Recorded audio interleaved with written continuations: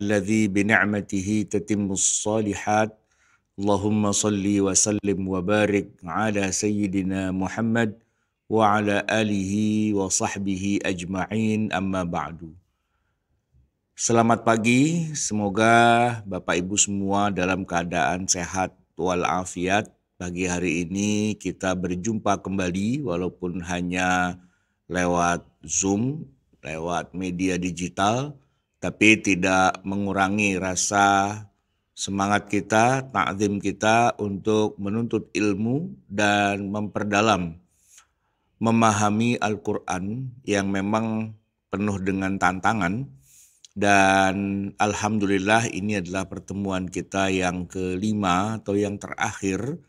Ya semoga bukan berarti ini juga upaya kita yang terakhir untuk memahami Al-Quran, karena ke depan masih terbentang jalan yang masih panjang yang juga perlu kita telusuri jalan-jalan untuk memahami Al-Quran. Bapak Ibu sekalian yang dirahmati Allah, tema kita hari ini sebenarnya adalah tema yang melanjutkan dari tema yang sebelumnya yang judul besarnya adalah Al-Wujuh wan Nadhair. Memahami Al-Quran dalam konteks satu kata banyak makna dan satu makna banyak kata. Nah, jamaah sekalian, pada pertemuan sebelumnya saya akan sedikit mengulangi, mungkin ditampilkan langsung ya tampilan backgroundnya. Kita sudah bicara tentang apa itu pengertian dari al-wujuh wan nadhair ya. Awalnya wujuh ya, yang pertama wujuh, yang kedua nadhair. Wujuh itu seperti judul kita, wujuh itu artinya satu kata tapi bisa digunakan untuk banyak makna. Satu kata banyak makna. Dan nadhair itu kebalikannya, satu makna tapi bisa diungkapkan dengan banyak kata. Nah, itu adalah pasangan ya, satu kata banyak makna, satu makna banyak kata. Nah, ini merupakan tantangan tersendiri untuk bisa kita fahami. Nah, ada ilmunya, yaitu ilmu Al-Quran. Nah, oleh karena itu hari ini kita bermohon kepada Allah agar dimudahkan kita dalam menuntut ilmu, diberikan kepada kita taufik dan hidayah serta inayah dalam rangka mudah memahaminya, karena buat sebagian orang itu ya relatif ya. Kalau Allah ingin memberikan hidayah kepada seseorang, maka dimudahkanlah jalannya menemukan hidayah. Tapi kalau Allah ingin menyesatkan seseorang, maka susah, nggak dapat, nggak paham, nggak pinter-pinter. Jadi ini semua adalah kembalinya kepada kita sih ya. Maka kita berdoa di awal ini agar Allah mudahkan pada kita untuk bisa memahami ilmunya. Jamaah sekalian, pada pertemuan sebelumnya kita sudah membahas dua istilah. Baru dua ya. Yang pertama tentang kata sholat, di mana kita sudah bicara bahwa sholat di dalam Al-Quran itu punya banyak sekali makna yang berbeda. Baik yang masih ada kaitannya dengan sholat itu sendiri, yaitu sholat 5 waktu, sholat Jumat, sholat jenazah.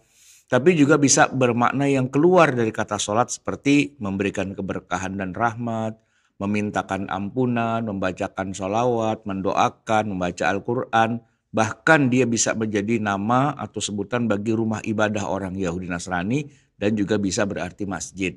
Kita juga sudah membahas kata zakat ya, yang juga punya banyak makna. Ya, kadang-kadang dia bermakna pujian, suci, perbaikan. Tapi juga banyak lafaz untuk kata zakat, misalnya infak, sodakoh, kewajiban, dan sebagainya. Nah, hari ini kita akan membahas kata-kata atau istilah-istilah berikutnya.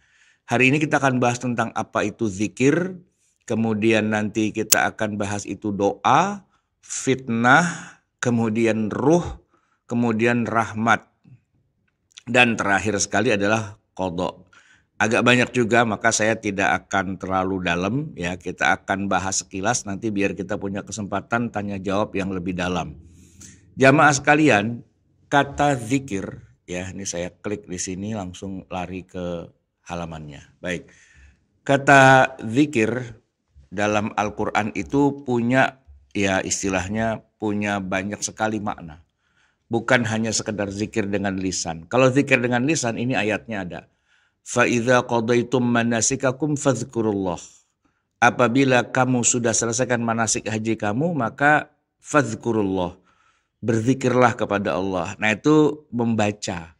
Ya membaca zikir ada gitu tasbih, apa itu takbir, apa itu tahmid, apa itu tahlil, apa itu hauqalah dan sebagainya. Pokoknya bacaan yang secara lisan. Ada zikir secara lisan di dalam Al-Quran, contohnya adalah surat ini. Surat apa ini? Al-Baqarah ayat 200 ya.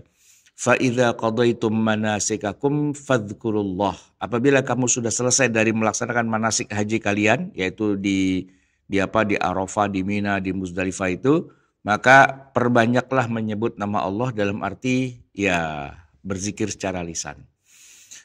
Nah kemudian yang kedua adalah zikir hari. Kok hari ya? Hati sebenarnya. Sebentar saya perbaiki sedikit. Nah zikir hati.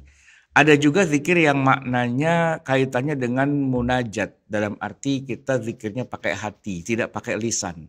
Misalnya ada dalam surat yang ini. وَالَّذِينَ إِذَا فَعَلُوا فَاحِشَةً أَوْ ظَلَمُوا أَنفُسَهُمْ ذَكَرُوا اللَّهَ فَاسْتَغْفَرُوا لِذُنُوبِهِمْ وَمَنْ يَغْفِرُ الذُّنُوبَ إِلَّا اللَّهُ وَلَمْ يُصِرُّوا عَلَى مَا فَعَلُوا وَهُمْ يَعْلَمُونَ. Nah, saya akan kasih tanda di sini ya. Walladzina, dan orang-orang yang idza fa'alu, apabila mereka melakukan fahisyatan, perbuatan yang keji, au zalamu anfusahum, atau menzalimi diri mereka sendiri, zakarullah, mereka ingat kepada Allah.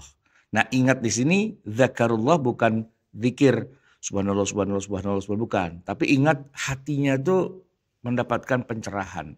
Dan gara-gara dia ingat sama Allah dalam arti hatinya mendapatkan pencerahan, lalu mereka minta ampun ya, minta ampun dan minta dihapuskan dosa-dosanya. Nah yang ketiga, zikir itu juga bisa berarti katanya maknanya adalah menghafal ya, seperti ada dalam surat yang berikut ini. Wa idz akhadna mitsaqakum wa rafa'na fawqakumut tura khudhu ma atainakum biquwwati wadhkuru biquwwati wadhkuru ma fihi la'allakum tattaqun. Ingatlah ketika kami mengambil janji dari kamu dan kami angkat gunung Tursina di atas kamu, lalu kami berfirman, peganglah teguh-teguh apa yang kami berikan padamu dan ingatlah selalu apa yang ada di dalamnya. Perjanjian itu ya, ingatlah selalu. Oke, berarti memang fadhkurullah nih hafal ya, ingat terus jadi menghafal begitu. Jadi kita baru ketemu 3 kata zikir dalam Al-Quran yang sudah beda. Pertama zikir dengan lisan, yang kedua zikir dengan hati, ketiga zikir dengan kepala, dengan otak, karena menghafal begitu ya. Nah ternyata ada juga kata zikir yang maknanya udah keluar dari lisan, hati, dan kepala. Ya kan? Yaitu surat ini. Fadhkuruni adzkurkum. Fadhkuruni. Maka ingatlah aku ya, ingatlah kepadaku. Allah Subhanahu wa taala menyebutkan fadhkuruni, maka ingatlah kepadaku. Ini kata-katanya fadhkuruni adzkurkum. Ingatlah kamu kepadaku, niscaya kamu akan bersyukurlah padaku dan janganlah kamu mengingkari. Nah, kata fadhkuruni adzkurkum, kalaupun terjemahannya itu menyebutkan ingat gitu ya, tapi maksudnya adalah taatlah kamu kepadaku. Ya, taatlah kamu kepadaku dan kamu syukuri aku, wala takfurun, dan janganlah kamu ingkar kepada Allah. Baik, jamaah sekalian, kemudian nah ini yang menarik ya, masuk kepada ayat berikutnya. Zikir itu ternyata juga bisa bermakna sholat 5 waktu. Ya. Ayatnya ini dia. Fa in khiftum farijalan aw rukbana فَإِذَا أَمِنْتُمْ فَاذْكُرُوا اللَّهِ. Nah ini dia. Sampai di sini jadi menarik nih jamaah sekalian. Kenapa? Karena Allah Subhanahu wa taala menyebutkan fadhkurullah itu maksudnya ternyata adalah bukan sekedar zikir yang tadi dengan lisan, dengan hati dan sebagainya. Tapi sholatlah kamu. Nah gitu. Di dalam terjemahan Kemenak ada tulisannya tuh. Maka sebutlah Allah, ya kan di sini. Tapi dalam kurung itu disebutkan sholatlah. Sholatlah. Maka sebutlah Allah dalam kurung sholatlah. Kenapa? Karena penerjemah di Kementerian Agama membaca tafsirnya. Bahwa yang dimaksud fadhkurullah secara harfiah memang artinya fadhkurullah, sebutlah nama Allah gitu kan. Tapi al-muradu yang dimaksud dengan fadhkurullah adalah ternyata sholatlah. Jadi ini kan kaitannya dengan sholat dalam perjalanan ya. Jika kamu dalam keadaan takut bahaya, maka sholatlah sambil berjalan atau berkendaraan. Ini biasanya terjadi pada saat dalam perjalanan, khususnya perang gitu kan. Fa'idha amintum. Nah, tapi kalau kamu sudah berada pada posisi yang aman, sudah tidak ada kejaran musuh, sudah tidak ada peperangan dan sebagainya, fadhkurullah. Maka lakukanlah sholat seperti biasa. Ah gitu. Cuman Allah menyebutnya fadhkurullah, disuruh zikir. Wah, musuh udah nggak ada, yuk kita zikiran yuk. Bukan. Wah, musuh udah nggak ada. Oh, berarti sholat kita normal lagi. Tadi sholatnya tidak normal. Apa? Sholatnya sambil jalan. Ya kan, sambil di atas kendaraan gitu. Nah, begitu udah kedaruratannya sudah hilang, maka sholatnya kembali seperti semula. Cuman waktu itu Allah nyebutnya fadhkurullaha kama 'allamakum, ya kan? Maka berzikirlah pada Allah sebagaimana Allah telah mengajarkan kepada kamu. Ternyata maksudnya adalah maka sholatlah seperti biasanya yang sudah diajarkan kepada kamu. Jadi zikir ini untuk makna yang kelima adalah dalam surat Al-Baqarah 239, artinya adalah sholat 5 waktu. Baik, kita pindah lagi kepada ayat yang lain ya. فَلَمَّا نَسُوا مَا ذُكِّرُوا بِهِ أَنْجَيْنَا الَّذِينَ يَنْهَوْنَ عَنِ السُّوءِ فَلَمَّا نَسُوا مَا ذُكِّرُوا بِهِ. Nah, ini kata-kata فَلَمَّا نَسُوا مَا ذُكِّرُوا بِهِ. Ketika mereka melupakan apa yang diingatkan kepada mereka, yang telah diperingatkan, apa yang telah diberikan pelajaran kepada mereka, anjainal ladzina yaunhauna 'anisu'u, kami selamatkan orang-orang yang melarang dari perbuatan yang jahat. Jadi di sini madzukiru, apa yang diingatkan atau yang diberikan pelajaran, ini adalah makna dari kata zikir juga, tapi bukan lisan, bukan hati, bukan pikiran, tapi pelajaran. Kemudian di bagian yang nomor 7 juga begitu. Dikatakan zikir ya, awa ajibtum an ja'akum dzikrun mir rabbikum. Ya, apakah kamu tidak percaya dan heran bahwa datang kepadamu peringatan? Nah, zikrun di sini artinya adalah peringatan, dalam arti Allah sudah berikan banyak penjelasan yang sifatnya itu mengingatkan. Udah datang nih penjelasan-penjelasan dari Tuhanmu, apakah kamu tidak percaya tentang hal itu? Baik. Kemudian ada juga artinya mengabarkan ya. Wa qala lilladzi dhanna annahu najim minhu madhkurni 'inda rabbik fa ansahu asyaitanu dzikra rabbih. Nah, ini ya. Ini kan cerita tentang Nabi Yusuf alaihi salam ketika beliau lagi di penjara gitu ya. Beliau di penjara karena difitnah sebenarnya, kemudian ada salah satu di antara teman satu penjaranya itu yang dibebaskan dan sempat bertemu dengan raja.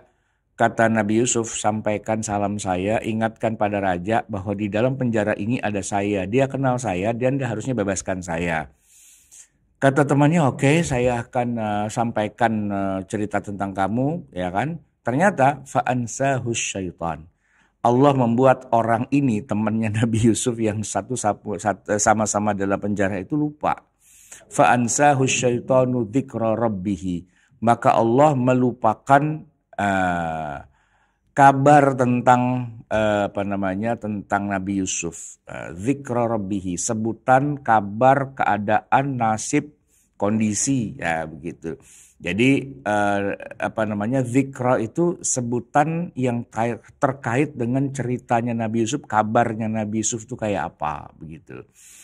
Baik, nah di nomor 9, zikir itu sering juga disebut dengan menggunakan kata-kata atau maksudnya zikir itu digunakan untuk menyebutkan kitab suci Al-Quran. Banyak ya, misalnya kalau di ayat ini kan disebutkan waman a'rada an dzikri. Siapa yang berpaling dari peringatanku. Nanti di dalam ayat yang lain yang sudah biasa kita pakai itu misalnya inna nahnu nazzalna dzikra wa inna lahu lahafizun. Inna nahnu nazzalna dzikra wa inna lahu lahafizun. Ini dia ayat yang nomor 3 ya. Jadi sesungguhnya kamilah yang telah menurunkan az-zikra. Az-zikra itu di dalam konteks ayat ini adalah bukannya zikir dalam arti lisan, juga bukan dalam arti katakanlah hati dan sebagainya. Tapi az-zikra di dalam ayat ini adalah, nah ini dia, Al-Quran.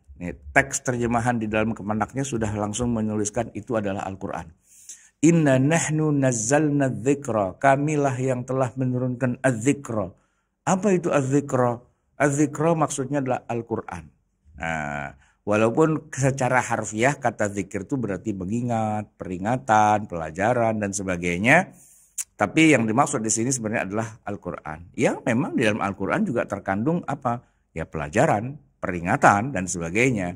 Tapi az-zikra dalam arti khusus ya, dia punya makna di ayat ini khususnya adalah Al-Quran yang membedakan antara Al-Quran dengan kitab-kitab suci yang lain yang tidak mendapatkan pemeliharaan sampai hari kiamat, jaminan keaslian, jaminan keutuhan, jaminan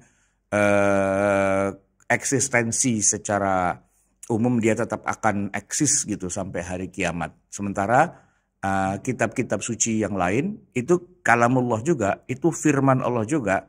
Nah yang itu semua kayak Taurat, kayak Injil, kayak Zabur dan sebagainya, Allah tidak menjamin keberadaannya atau keutuhannya atau originalitasnya, itu Allah tidak jamin. Jadi ya kalau tidak dijamin berarti ya bisa jadi orang salah paham, dikiranya itu firman Allah ternyata bukan, dikiranya itu adalah perintah ternyata bukan perintah, dikiranya itu adalah larangan dari Allah padahal bukan dan sebagainya. Karena tidak ada jaminan, ya. Nah, sedangkan az-zikr, Al-Quran itu Allah kasih jaminan. Kami yang jamin, begitu. Jamin apa? Jamin keasliannya. Baik. Kemudian kadang-kadang az-zikr juga digunakan untuk menyebutkan Taurat. Nah, kitab suci Taurat, ya kan di sini ada ayat bunyinya fas'alu ahla dzikri in kuntum la ta'lamun. Tanyakanlah kepada ahlu dzikri. Ya, saya percepat aja ininya terjemahannya biar konsentrasinya lebih langsung. Tanyakanlah kalau di dalam terjemahan ini ya kepada orang yang mempunyai pengetahuan, kan cuman begitu doang ya. Karena memang dia tidak terlalu deep, tidak terlalu, terjemahan Al-Qur'an itu kadang-kadang memang tidak apa ya, yang ada di dalam Kemenak dan sebagainya kadang-kadang dia secara harfiah saja, gitu kan. Tapi apa yang dimaksud pada konteks ayat itu ketika ayat itu turun, nah itu kadang-kadang tidak sempat termuat di dalam terjemah. Kenapa? Ya karena terjemahnya jadi harus panjang gitu kan. Nah kalau sudah panjang itu sudah keluar dari konsep terjemah. Jatuhnya adalah tafsir. Nah kalau kita buka kitab tafsir ketika Allah berfirman, fas'alu ahla dzikri, bertanyalah kamu kepada ahlu dzikri. Siapa yang dimaksud dengan ahlu dzikri? Kalau kita lihat konteksnya adalah begini. Nabi Muhammad Sallallahu Alaihi Wasallam itu begitu beliau tiba di Madinah hijrah, itu secara aklamasi oleh seluruh penduduk Madinah diangkat menjadi hakim. Padahal kita tahu Madinah saat itu penduduknya bukan muslim semua. Tidak semuanya muslim. Tapi masih bercampur dengan ahli kitab. Yaitu orang-orang Yahudi. Bahkan Yahudi itu sebenarnya cukup eksis lah di Madinah saat itu. Mereka kuasai perdagangan, mereka kuasai politik, bahkan mereka bisa ya istilah kata membuat arah kehidupan di Madinah bisa ke barat, ke timur, ke selatan dan sebagainya. Dan atas arahan mereka juga mereka bilang terima saja kedatangan Nabi Muhammad ke sini. Nanti kita angkat dia jadi pimpinan kita. Itu prakarsanya datang dari pihak Yahudi sebenarnya. Nah setelah Nabi sampai di Madinah benar. Diangkatlah Nabi Muhammad menjadi hakim. Ya kan. Nah sebagai hakim kan butuh undang-undang gitu kan. Undang-undangnya pasti seorang Nabi harus pakai hukum Allah. Nggak mungkin pakai hukum buatan manusia. Nah hukum Allahnya itu kalau buat Nabi Muhammad kan sebenarnya Al-Quran. Sebenarnya ya. Tapi begini, nah ini penting nih kita garis bawahi ya. Waktu Nabi baru tiba di Madinah, ayat-ayat Al-Quran itu belum turun untuk kasus-kasus hukum. Ya, karena memang ayat-ayat itu kan turunnya sedikit demi sedikit. Sampai 10 tahun ke depan baru nanti ada namanya ayat-ayat Madaniyah. Madaniyah. Sementara saat itu juga begitu Nabi tiba, Nabi sudah langsung diangkat jadi hakim. Sehingga kalau Nabi harus memutuskan perkara, ya kan, rujukannya kemana? Kalau pakai ayat-ayat Quran yang sudah turun, belum ada ayat Quran bicara tentang potong tangan pencuri, belum ada. Rajam buat pezina belum ada, hukum kisos belum ada, hukum-hukum belum ada. Karena ayat-ayat turun di Mekah itu semua ayat tentang akidah, bukan ayat tentang syariah. Jadi ayatnya belum turun. Nah, oleh karena itu Allah perintahkan pada Nabi Muhammad untuk pakai ayat yang sudah Allah turunkan sebelumnya, walaupun itu dititipkan kepada Nabi Musa Bani Israel. Maka Nabi pakai Taurat. Taurat itu Ten Commandment, ya kan, 10 perintah Allah begitu. Nah, cuman problemnya adalah secara teknis Taurat itu kan berbahasa Ibrani, ya kan, karena turunnya kepada Nabi Musa dan kaumnya. Sedangkan Nabi Muhammad ini orang Arab, beliau tuh nggak paham bahasa Ibrani. Jadi kalaupun beliau dikasih Taurat, bacanya gimana? Nggak paham, gitu ya. Nah, itu yang sering dikatakan bahwa Nabi Muhammad tuh seorang yang ummi, tidak bisa baca, ya. Ada beberapa pendapat, ya. Pendapat yang paling umum kan nggak bisa baca tulis apapun bahasanya gitu.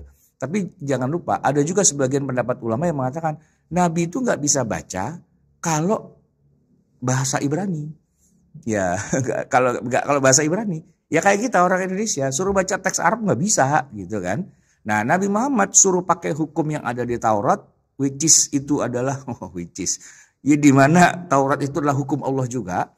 Tapi kemudian Taurat itu berbahasa Ibrani, teksnya itu berbahasa Ibrani. Emang dari kanan ke kiri juga. Tapi begitu kalau dibaca, lah ini bacanya gimana? Beda gitu kan. Nah, turunlah ayat yang sedang kita bicarakan ini. Fas'alu ahlal dzikri. Tanyakan kepada ahlul dzikri, ahli Taurat, pendeta, rahib, pakar-pakar atau ulamanya Bani Israel lah. Kan mereka mengerti kan. Ngerti baca Taurat, tapi mereka bisa bahasa Arab. Nah, 2 bahasa dia bisa, ya kan. Orang Yahudi di Madinah ngomongnya sehari-hari ngomong Arab, tapi bahasa nenek moyang mereka yaitu bahasa Ibrani mereka masih bisa. Nah, Tauratnya tidak diterjemahkan ke bahasa Arab, Tauratnya tetap bahasa Ibrani. Ya kalau di kita tuh kayak Pak Ustadz, Pak Kiai gitu-gitu ya. Kan Pak Ustadz itu rata-rata orang Indonesia yang ngomongnya Indonesia, tapi kalau suruh baca teks bahasa Arab gitu, dia bisa. Nah, Nabi Muhammad tuh kayak ustadz-ustadz di Indonesia yang nggak pernah belajar ke Timur Tengah. Jadi ustadz sih ya, tapi suruh baca teks bahasa Arab nggak bisa gitu. Kan banyak juga. Nah, Nabi Muhammad kayak gitu tapi kebalikannya. Beliau itu hakim, harus menggunakan Taurat tapi nggak bisa baca Taurat. Nah, oleh karena itu tanya saja kata Allah. Tanyakan kepada ustadz-ustadznya orang Yahudi yang mengerti bahasa Ibrani. Fas'alu ahla dzikri, tanyakan kepada pakar Taurat. Nah, gitu. Az-zikr di sini ternyata maksudnya bukan ahli zikir dalam arti yang suka baca zikir la ilaha illallah la ilaha illallah, bukan itu, bukan. Fas'alu, tanyakan kepada pakar Taurat. Nah, begitu. Baik, kemudian nomor 11 ya. Nomor 11 ada kata-kata zikra di sini.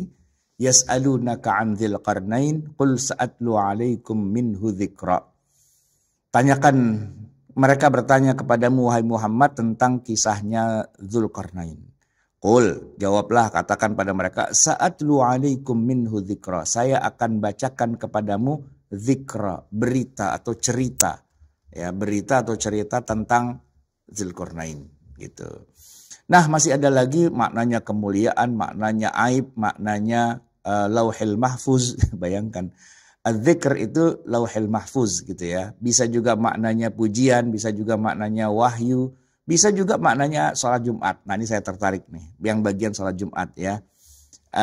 Gini, ayatnya mungkin saya kira bapak-bapak ibu-ibu sekalian sudah sering dengar lah ya. Ini dalil tentang sholat Jumat, ya kan? Ya ayyuhalladzina amanu idza nudiya lis-salati bi yaumil jum'ati fas'au ila dzikrillah. Wahai orang-orang beriman, apabila sudah dipanggil, sudah dikumandangkan azan gitu ya, diseru untuk sholat pada hari Jumat, maka bersegeralah kamu kemana? Ke zikrullah. Kalau di terjemahannya masih dibilang bersegeralah kamu kepada mengingat Allah. Kepada mengingat Allah. Maksudnya apa? Bersegera kepada mengingat Allah. Kalau diartikan secara harfiah zikir, begitu udah azan sholat Jumat, maka segeralah zikir. Allahu Akbar gitu ya. Terus jamaknya la ilaha illallah, la ilaha illallah, la bukan begitu ya kan. Faz'au ila dzikrillah maksudnya segera menuju kepada apa? Kepada sholat Jumatnya itu sendiri. Jadi orang yang lagi di tempat pekerjaan, yang lagi di jalan, yang lagi di rumah, yang lagi di tempat-tempat yang lain, kalau sudah dengar yang namanya azan Jumat, idza nudiya lis-sholati min yaumil jum'ah fas'au ila sholatil jum'ah. Tapi Allah menyebutnya fas'au ila dzikrillah. Nah, beda kan? Jadi kalau kita baca tafsirnya nanti kita akan temukan bahwa zikrullah di sini maksudnya bukan sekedar ingat, bukan sekedar melafazkan, tapi zikrullah bermakna sholat Jumat ternyata. Baik, kadang-kadang juga bisa berarti sholat asar. Ya kan?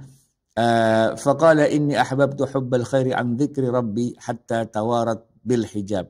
Sungguhnya aku menyukai kesenangan terhadap barang yang baik yaitu kuda sehingga aku lalai mengingat Tuhanku. Jadi ini cerita tentang Nabi Sulaiman alaihi salam ya. Nabi Sulaiman itu kan Allah kasih dia rezeki yang banyak, kekayaan yang banyak. Lalu salah satunya adalah membuat beliau dia punya kuda ya kan. Kuda yang dia sebutkan itu ceritanya kuda yang bagus banget lah begitu. Yang Nabi Sulaiman sibuk dengan bermain dengan kudanya itu, mengagumi sampai kemudian agak telat dari melakukan ibadah. Nah buat Nabi Sulaiman sholatnya itu hanya asar gitu ya, pada waktu asar. Saking senangnya main dengan kuda sampai sholat asarnya telat gitu. Nah cuman Allah menyebutkan kisah itu di dalam Al-Quran nggak bilang sampai dia telat itu sholat asar, nggak gitu ya kan. Faqala inni ahbabtu hubbal khairi an dzikri rabbi. Nah gitu. Hatta tawarat bil hijab sampai kuda itu hilang dari pandangannya. Baik, masih ada lagi yang lain-lainnya. Kita sudah selesai dengan kata zikir. Sekarang kita masuk kepada kata doa. Ya, doa di dalam Al-Quran kata doa itu artinya banyak sekali. Ya, bukan hanya meminta kepada Allah, tapi bisa juga doa itu artinya ibadah. Ya. Fala tad'u min dunillahi ma la yanfa'uka wa la yadurruk fa in fa'alta fa innaka idzan minadh dhalimin. Wa la tad'u min dunillah ya, wa la tad'u. Ini kata tad'u ini ya, janganlah kamu artinya sih ya da'a yad'u. Kan asal katanya dari kata da'a yad'u artinya berdoa. Tapi di sini artinya bukan berdoa, tapi beribadah atau menyembah. Fala tad'u min dunillah, janganlah kamu menyembah selain Allah. Janganlah kamu beribadah kepada yang selain Allah. Jadi walaupun di dalam ibadah itu sendiri sebenarnya rangkaiannya juga ada doanya ya. Tapi Allah menyebutkan janganlah kamu berdoa kepada selain Allah, maksudnya janganlah kamu menyembah pada selain Allah. Kemudian bisa juga artinya minta bantuan ya. Wala junaha alaikum fima aradtum bihi min khidbatin nasi aw aknantum min anfusikum alimallahu annakum satadhkurunahunna walakin la tuwa'iduhunna sirran illa an taqulu qawlan ma'rufa wa la ta'zimu 'uqdatan nikahi hatta yablughal kitabu ajalah wa'lamu annallaha ya'lamu ma fi anfusikum fahdharuhu wa'lamu annallaha ghafurun halim. Nah, jamaah sekalian, jadi kata doa di dalam Al-Quran itu kemana-mana gitu maknanya. Sehingga ini yang perlu kita bikin jadi lebih hati-hati adalah ketika kita sedang belajar memaknai atau menerjemahkan gitu ya. Terjemah itu ada dua macam. Ada terjemah secara harfiah, tapi juga ada terjemah secara konteks. Nah, kalau secara harfiah gampang, buka kamus, selesai. Tapi kalau secara konteks bukan buka kamus, buka tafsir.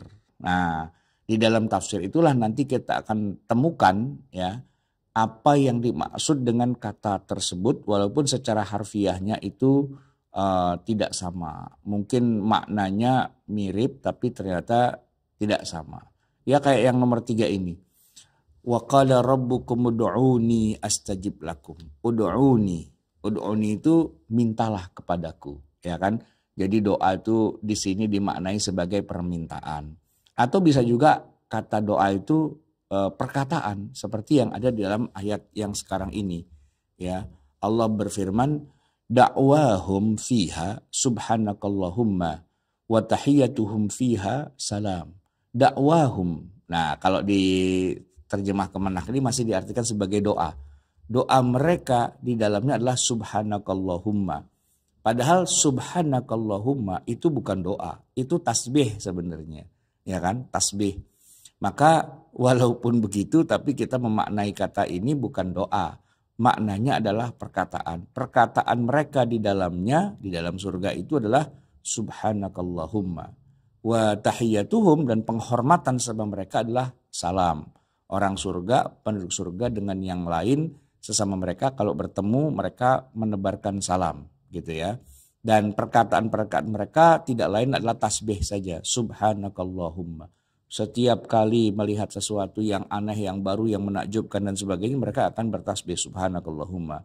Nah, sehingga seolah-olah itu kayak doa gitu ya. Padahal itu adalah perkataan gitu sebenarnya. Oke, nomor 5, doa itu juga bisa bermakna panggilan. Yauma yad'ukum. Pada hari dia memanggil kamu. Nah, doa itu memanggil ya artinya di dalam ayat ini. Nanti di dalam ayat lain lagi berubah lagi maknanya. Juga ini bisa berarti panggilan juga sama gitu ya. Baik, kita pindah kepada istilah yang lainnya. Nah, ini yang menarik jemaah sekalian. Kata fitnah. Kata fitnah. Ini jadi masalah kenapa? Karena kata-kata ini sebegitu populernya. Bahkan sudah diserap masuk ke dalam KBBI. Masuk secara resmi ke dalam bahasa Indonesia. Yang jadi masalah adalah begini. Di dalam bahasa Arab aslinya, Allah sendiri sering menggunakan kata ini. Kata fitnah. Di dalam Al-Quran kita temukan banyak sekali ayat yang menggunakan kata fitnah. Ya kan? Dan kemudian bangsa Indonesia juga mengimpor kata fitnah ini ke dalam bahasa Indonesia. Ya, karena kita orang Indonesia, kita tahu arti kata fitnah adalah sesuai yang diimpor ke Indonesia. Yang diimpor ke Indonesia itu ternyata sudah punya makna tersendiri, ya kan? Bapak Ibu sekalian, kalau kita ya orang Indonesia bilang fitnah, wah saya difitnah gitu ya. Kira-kira maknanya apa tuh? Saya difitnah, dituduh yang saya tidak melakukannya, kan gitu ya. Difitnah katanya saya korupsi, difitnah katanya saya selingkuh, difitnah katanya saya begini begitu dan sebagainya. Itu kan namanya difitnah gitu ya. Jadi fitnah itulah menuduh orang dengan tuduhan yang keji, yang tidak sesuai dengan faktanya gitu. Itu fitnah gitu.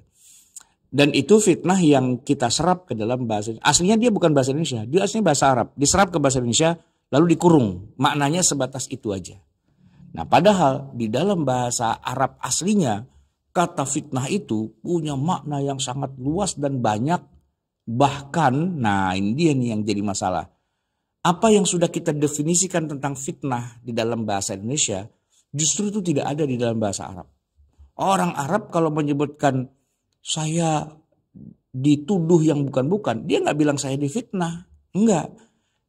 Fitnah itu menuduh orang lain gitu ya. Itu hanya ada dalam bahasa Indonesia. Di dalam bahasa Arabnya, kalau Allah menyebut kata fitnah, maknanya tidak ada. Ada banyak makna, tapi nggak ada satupun yang artinya adalah menuduh orang. Nggak ada. Nah, coba kita buktikan ya. Pertama, syirik. Ya.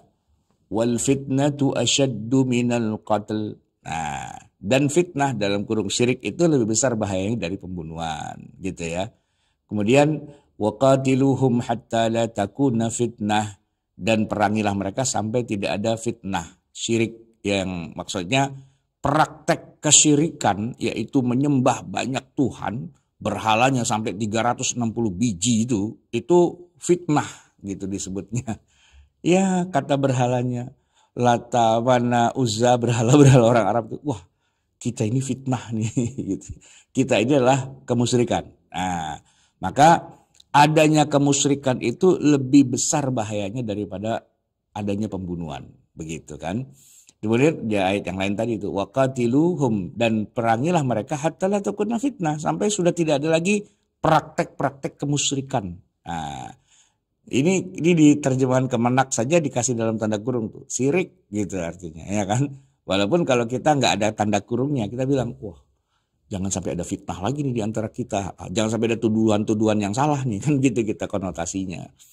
Oke, yang kedua, fitnah itu artinya kesesatan.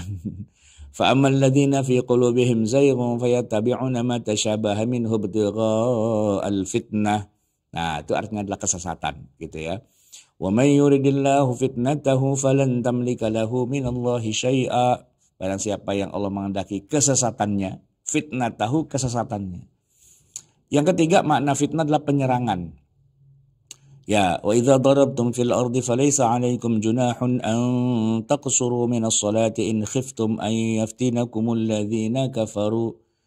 Orang-orang kafir akan menyerang kamu, ya kan? Maka kalau kamu lagi dalam perjalanan takut diserang sama orang kafir, maka nggak apa-apa kamu untuk melakukan qasar salat. Fa in khiftum ay yaftinakumul ladzina kafaru, kalau kamu takut orang-orang kafir menfitnah kamu. Nah, memfitnah itu menyerang. Gitu ya. Baik, kemudian bisa juga maknanya memalingkan. Wa anihkum bainahum bima anzalallahu wa la tattabi' ahwa'ahum wahdharu ayyaftinuka an ba'di ma anzalallah. Ya, dan hendaklah kamu memutuskan perkara di antara mereka menurut apa yang telah diturunkan Allah, dan janganlah kamu mengikuti hawa nafsu mereka, dan berhati-hatilah terhadap mereka supaya mereka tidak memalingkan kamu. Fitnah ini artinya memalingkan kamu, ya kan? Kemudian bisa juga artinya minta maaf, ya. Tsumma lam takun fitnatuhum illa an qalu wallahi rabbina ma kunna musyrikin. Kemudian tiadalah permintaan maaf mereka. Nah, jadi permintaan maaf nih, ya kan? Kemudian fitnah juga bisa bermakna hukuman, ya. In hiya illa fitnatuka. Tidaklah lain itu adalah hukuman dari engkau. Kemudian juga bisa bermakna dosa. Wa minhum may yaqulu dzalli wa la taftinni. Berilah saya izin untuk tidak berperang, dan janganlah kamu menjadikan saya terjerumus dalam fitnah, dalam dosa maksudnya. Kemudian juga bisa bermakna penyakit, ya, bisa bermakna pelajaran, bisa bermakna hukuman, bisa bermakna ujian, bisa bermakna azab, bisa bermakna dibakar, bisa bermakna gila. Ada 14 kata yang berbeda yang disebut dengan kata fitnah dalam bahasa Arabnya. Maka hati-hati ketika menerjemah Al-Quran, seharusnya terjemahan itu dilengkapi dengan tafsir. Tidak boleh terjemahan itu hanya apa adanya. Jadi gini Bapak Ibu sekalian, di awal-awal sekali pertemuan kita itu saya sudah cerita bahwa aslinya para ulama itu mengharamkan kalau Al-Quran itu diterjemah. Kenapa? Saya ingatkan lagi ya waktu itu ya, karena pihak yang pertama kali menerjemah Al-Quran justru orang kafir, khususnya gereja. Jadi gereja punya kepentingan, gereja di Eropa, di Jerman, di Prancis, di Italia dan sebagainya, sejak tahun 1100 sekian, itu sudah punya keinginan besar dan sudah melaksanakan proyek penerjemahan Al-Quran. Dalam rangka apa? Gereja, pendeta, nerjemahin Quran. Dalam rangka apa? Gitu kan? Ya ternyata dalam rangka bagian dari strategi perang besarnya melawan kaum muslimin, biar orang Eropa itu jangan ada yang masuk Islam gitu ya. Lalu mereka terjemahkan Quran, lalu mereka bilang, sesat ya itu orang-orang Islam itu. Coba baca aja tuh, kita sudah terjemahin Qurannya mereka, isinya itu semua sesat semua. Jadi Qurannya diterjemahkan secara salah gitu kan. Rupanya sudah sampai ke arah itu gitu. Penerjemahan Al-Quran yang secara keliru ya, itu ternyata celah, itu lubang menganga besar ya kan, yang bisa dimanfaatkan oleh para penjajah pada saat itu ya, minimal kepada bangsa Eropa untuk melihat Islam secara minor, melihat Islam secara terbalik secara absurd, secara jelek. Ayat-ayat yang sebenarnya bagus dan indah, lalu oleh mereka diterjemahkan secara ngawur gitu kan, sehingga orang barat pada saat itu semangat anti Islamnya muncul, ya kan. Nah, mereka perang dan sebagainya karena mereka menganggap ini dia nih kaum bangsa yang laknat dan sebagainya lah gitu kan. Nah, maka para ulama muslim itu melihat, wah, ini celah yang sangat menganga, ini jurang yang sangat besar. Akhirnya dibuatkanlah fatwa haram hukumnya membaca Al-Quran lewat terjemah. Karena hampir semua terjemahan yang ada di masa itu isinya tuh nggak sesuai dengan aslinya. Nah, tapi memang ini rada-rada buah si malakama. Kenapa? Karena kalau umat Islam tidak dikasih terjemah, kebanyakan umat Islam di dunia itu juga nggak ngerti bahasa Arab juga. Jadi ini nerjemah nih kayak pisau bermata dua, ya kan? Antara bisa membunuh lawan, tapi juga bisa membunuh diri sendiri. Nah, gitu. Nah, di masa modern ini ternyata terjemahan Al-Quran sudah banyak gitu ya. Ya awalnya dimusuhi. Tapi sekarang ini boleh dibilang, apalagi kita ya muslim perkotaan, coba deh baca Quran yang nggak ada teks terjemahnya, kan puyeng kita, nggak ngerti apa maksudnya gitu kan. Untung ada terjemah gitu kan. Bahkan sekarang sudah banyak tuh pelajaran, pelatihan, kursus yang menerjemah Al-Quran kan gitu ya. Semangatnya tuh hebat sebenarnya. Bagus. Hanya saja memang yang jadi masalah tuh begini. Cuman diterjemahin doang secara harfiah gitu kan. Nah, itu sebenarnya adalah satu step, satu langkah yang udah sangat maju ya. Bayangin, dari sama sekali gak ngerti jadi lumayan ngerti karena bisa menerjemahkan. Cuman masalahnya begini, problematikanya adalah ini masalahnya gak sesederhana yang orang bayangkan gitu. Kelihatannya simple, terjemahin aja, selesai. Enggak gitu. Karena ini kitab Al-Quran sastra gitu kan, dalam sekali dan bercerita tentang kejadian-kejadian di masa Rasulullah gitu kan.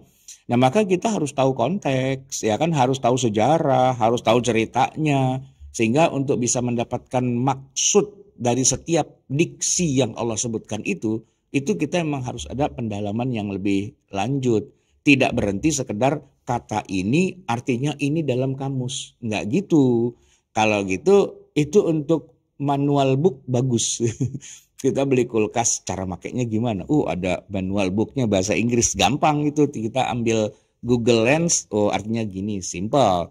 Kita beli alat elektronik, gimana cara makainya? Ini ada manual book, tinggal dibaca gitu. Kalau itu manual book, masalahnya Al-Quran itu bukan manual book. Quran itu kitabnya pujangga. Kan nggak mentang-mentang orang bisa bahasa Inggris, lantas dia paham lirik lagu yang ditulis oleh Freddie Mercury dalam lagu Bohemian Rhapsody. Bohemian Rhapsody itu orang Inggrisnya aja bingung. Ini maksudnya apa? Gitu. Jangankan orang Inggris gitu ya. Pemain Queen-nya saja, Brian May, dia gitarisnya Queen, ditanya itu maksudnya lirik-lirik yang ditulis oleh Freddie Mercury itu apa? Wah, tanya langsung aja lah sama Freddie Mercury-nya gitu kan. Lu bayangin. Ini liriknya aneh juga. Selain aliran musiknya juga aneh, liriknya juga aneh. Maksudnya apa gitu kan? Karena terlalu puitis gitu. Nah, mau nanya sama Freddie Mercury-nya udah mati gitu kan. Terus tanya lagi ke Brian, lu tanya Freddie Mercury kan orangnya udah mati gitu.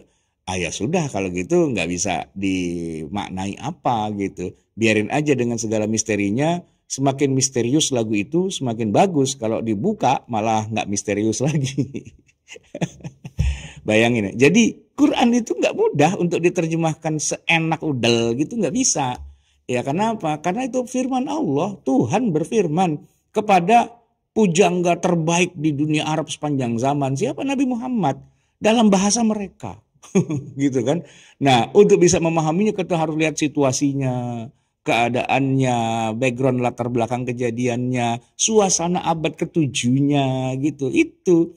Nah, baru nanti kita boleh ngomong setelah itu mungkin ya untuk zaman kita sekarang kira-kira ini cocoknya dengan ayat ini kali ya. Kira-kira cocoknya dengan ayat itu ya. Nah, kita nih kalau zaman sekarang sudah bicara tentang cocokologi, nyocok-nyocokin aja gitu. Dan kalau cocok-cocokannya itu bener ya alhamdulillah. Tapi berapa banyak orang yang nyocok-nyocokin Quran tapi nggak bener, ya kan? Lalu dia menyangka bahwa itulah Quran, padahal itu karangan dia, karangan dia sama gereja-gereja Barat waktu itu. Dia ngarang sebenarnya, lalu dia tulis, dia bilang ini terjemahan Quran. Sekarang gitu juga kejadiannya di tengah umat Islam sendiri, banyak orang ngarang, dia punya satu pemahaman A atau B atau C atau D, lalu dia cari ayat Quran yang kira-kira cocok nih, cocokin cek gitu udah. Padahal itu bukan maunya Quran. Quran sendiri nggak ngomong tentang itu, ya kan? Nah, Quran itu turun di masa Nabi, ya kan? Kalau kita memahami Quran, kitalah yang berangkat ke masa Nabi dan kita pahami kejadiannya apa. Setelah kita paham nih ya, baru kita mikir, wah, kalau untuk zaman sekarang kira-kira cocoknya yang mana ya? Gitu kan? Gitu. Quran kan nggak turun di zaman kita. Quran turun di zaman Nabi Muhammad. Jangan bilang bahwa Quran turun zaman sekarang. Quran cocok dengan segala zaman. Bukan, Quran tidak cocok dengan segala zaman. Quran cocoknya zaman Nabi. Nah, kalaupun dibilang cocok, kita aja yang nyocok-nyocokin. Ya kalau kita punya ilmunya, mungkin cara kita mencocokkannya agak lumayan benar lah gitu. Tapi kalau aslinya yang turun di masa Nabi aja kita nggak paham, terus kita bilang ini cocoknya gitu kan. Ah itu cuman, ya istilahnya cuman klaim saja. Mengklaim diri, belum tentu benar juga. Ya sebagai contoh yang simpel sederhananya saja gini. Kalau kan saya sudah cerita ya, kalau hari Senin, Rabu, Jumat saya membahas tafsir Al-Mahfuz. Sebelum masuk tafsir kan saya masuk terjemah dulu. Dan saya baca terjemah yang paling resmi, yang paling official dari Kementerian Agama, dari Prof. Quraisy Shihab, dari Buya Hamka. Siapa yang mempertanyakan kemampuan mereka dalam menerjemah? Ya kan? Nggak ada di antara kita yang berani belagu, oh saya lebih pintar dari Buya Hamka, kan nggak. Saya lebih pintar dari Prof. Quraisy, enggak. Mereka lah orang paling atas gitu dalam urusan penerjemahan. Dan udah pasti ulama, udah pasti ngerti sastra, udah pasti ngerti tafsir gitu kan. Tapi kalau kita jembrengin 3 terjemahannya, kan nggak sama. Nah, terjemahannya mereka nggak sama. Bukan berarti mereka tuh orang yang ingin menghancurkan Quran, enggak. Tapi secara teknis emang terjemahannya nggak bisa disamain gitu. Masing-masing punya interpretasi, masing-masing punya pemahaman sendiri, punya sudut pandang, punya angle gitu kan. Nah bayangin itu orang yang udah kita percaya sekali pemahaman Qurannya udah sampai tingkat profesor gitu kan.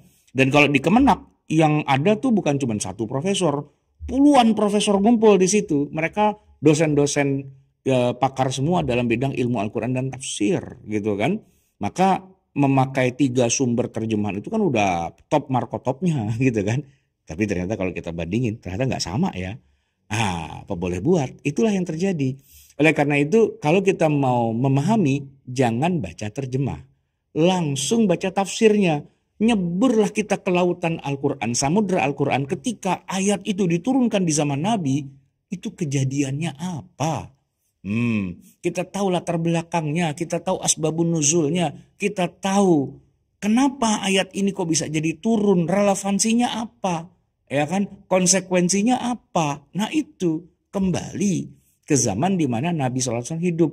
Karena Allah, ya kan, walaupun itu Quran katanya untuk sepanjang zaman, saat itu Allah menurunkannya, ngajak ngomongnya Nabi Muhammad. Nggak ngajak ngomong orang lain, ngajak ngomong Nabi Muhammad. Jadi yang paling ngerti isi pembicaraan itu ya Nabi Muhammad. Kalau kita mau tahu Quran, kita terbang ke zaman Nabi Muhammad, kita ketemu langsung dengan Nabi Muhammad dan kita tanya, ya Rasulullah, itu maksudnya apa? Nanti Nabi yang jelasin, gitu kan. Nah kalau kita nggak punya mesin waktu, kita nggak bisa ketemu Nabi, ya kita ketemu dengan para sahabat, tabi'in, tabi'ut tabi'in, yang menceritakan bagaimana dulu Nabi menjelaskannya kayak gitu. Turun sampai kita. Gitu. Nah semua catatan apa yang sudah Nabi jelaskan, para sahabat jelaskan sebagainya, adanya di kitab tafsir. Makanya kita baca tafsir, bukan kita terjemahin pakai logika kita. Bukan pakai kamus, bukan itu maksudnya. Nah, satu kata itu bisa punya banyak makna, ya kan? Dan tahu ini kata ini maknanya apa? Ya kita ngobrol sama Nabi. Kita buka tafsirnya, oh Nabi bilang begitu, oh Nabi bilang begini. Gitu loh cara memahami Al-Quran. Bukan ngarang gitu, bukan merasa paling pintar sendiri dan kemudian, wah ada tuh di kamus artinya begini. Menurut saya, maksudnya adalah, oh, menurut saya. Al-Quran kan nggak turun kepada saya, turunnya pada Nabi Muhammad. Tanyalah pada Nabi Muhammad tentang apa itu. Oke, kembali lagi ke laptop. Kita masuk kepada makna yang lain, kata yang lain. Ruh, ya kan?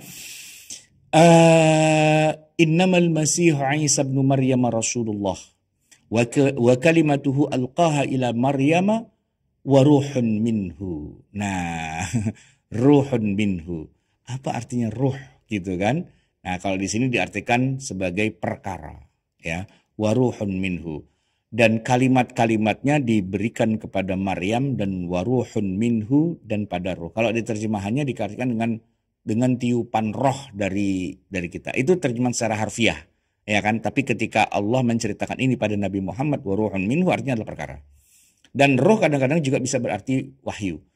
Yunazzilul malaikata birruhi min amrihi. Allah menurunkan para malaikat dengan membawa wahyu, ya kan?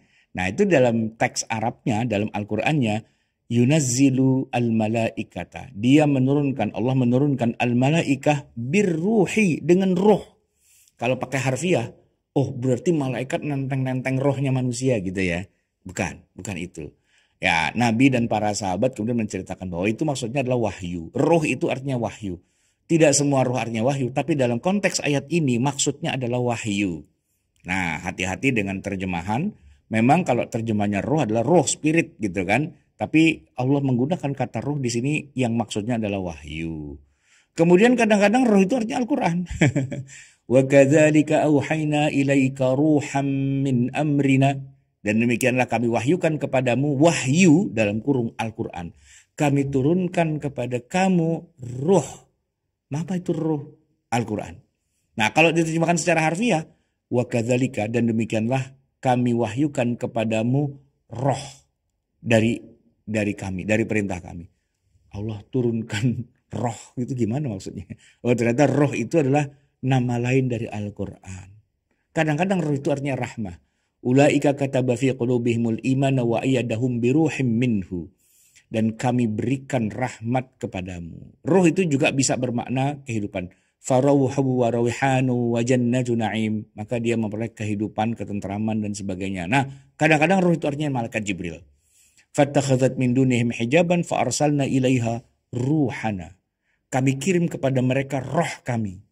Nah, kalau roh kami di sini kan maksudnya adalah malaikat Jibril ya dalam Al-Qur'an. Kalau menyangkut Nabi Isa, Maryam, Allah mengirim roh gitu ya.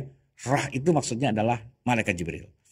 Nah, entah gimana kemudian di apa namanya di dalam pelajaran agama Kristen itu mereka ada juga roh kudus. Nah, roh kudus tuh ya pastinya bukan malaikat Jibril. Nggak tahu, mungkin tanya sama pendeta. Pendeta, roh kudus tuh apakah malaikat Jibril? Pasti jawabannya bukan gitu. Tapi kalau dalam versi Al-Quran dikatakan roh gitu ya, waruhun minhu, ya itu malaikat Jibril. Baik. Nazala bihir ruhul amin, yang dibawa turun oleh ar-ruhul amin dalam kurung Jibril, ya kan? Yauma yaqumur ruhu wal malaikatu shaffa, ketika roh dan para malaikat itu berbaris. Nah, roh di sini bukan roh manusia, Jibril alaihi salam gitu ya. Nah, baru yang ini nih yang artinya nyawa. Yas'alunaka 'anir ruh. Mereka bertanya kepadamu tentang roh. Ah, ini dia nih, nyawa, yang bahasa Inggrisnya spirit. Kulir ruh, katakanlah roh itu, spirit itu, nyawa itu, min amri rabbi, urusan Tuhanku. Wa ma utitum minal ilmi illa qalilan. Dan kamu tidak diberikan ilmu tentang roh itu kecuali hanya sedikit.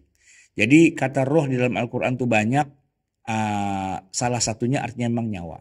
Begitu ya. Baik, masuk kita kepada ungkapan rahmat, ya kan? Ternyata rahmat itu artinya banyak, dan khusus di ayat Al-Baqarah 105, rahmat itu artinya kenabian. Atau bisa juga maknanya keimanan, atau bisa juga maknanya surga, atau bisa juga maknanya hujan, maknanya kenikmatan, namanya Al-Quran, maknanya rejeki, maknanya kemenangan, maknanya kecintaan, maknanya keluasan, maknanya ampunan, maknanya perlindungan, dan seterusnya. Jadi makin puyeng ya kita belajar Al-Quran. Wah, ternyata banyak banget ya. Iya, banyak banget. Mungkin begini jamaah sekalian. Banyak para ustadz, para pengajar itu ingin apa ya istilahnya memberikan katakanlah semangat gitu untuk belajar Al-Quran. Sehingga seringkali menyebutkan gini, Quran tuh dimudahkan, Quran tuh dimudahkan, Quran tuh dimudahkan gitu kan. Walaqad yassarnal Qur'ana lidzikri. Sesungguhnya kami sudah mudahkan Al-Qur'an itu. Al-Qur'an itu mudah, gitu kan? Ini sebenarnya ungkapan yang tidak salah, walaupun tidak benar juga kalau dipahami secara keliru. Allah mudahkan Al-Qur'an itu, ya kan? Kalau memang orang itu sudah berada di dalam tracknya, gitu ya. Tapi kalau nggak berada dalam tracknya, nggak mudah. Nggak mudah. Saya kasih contoh nih ya.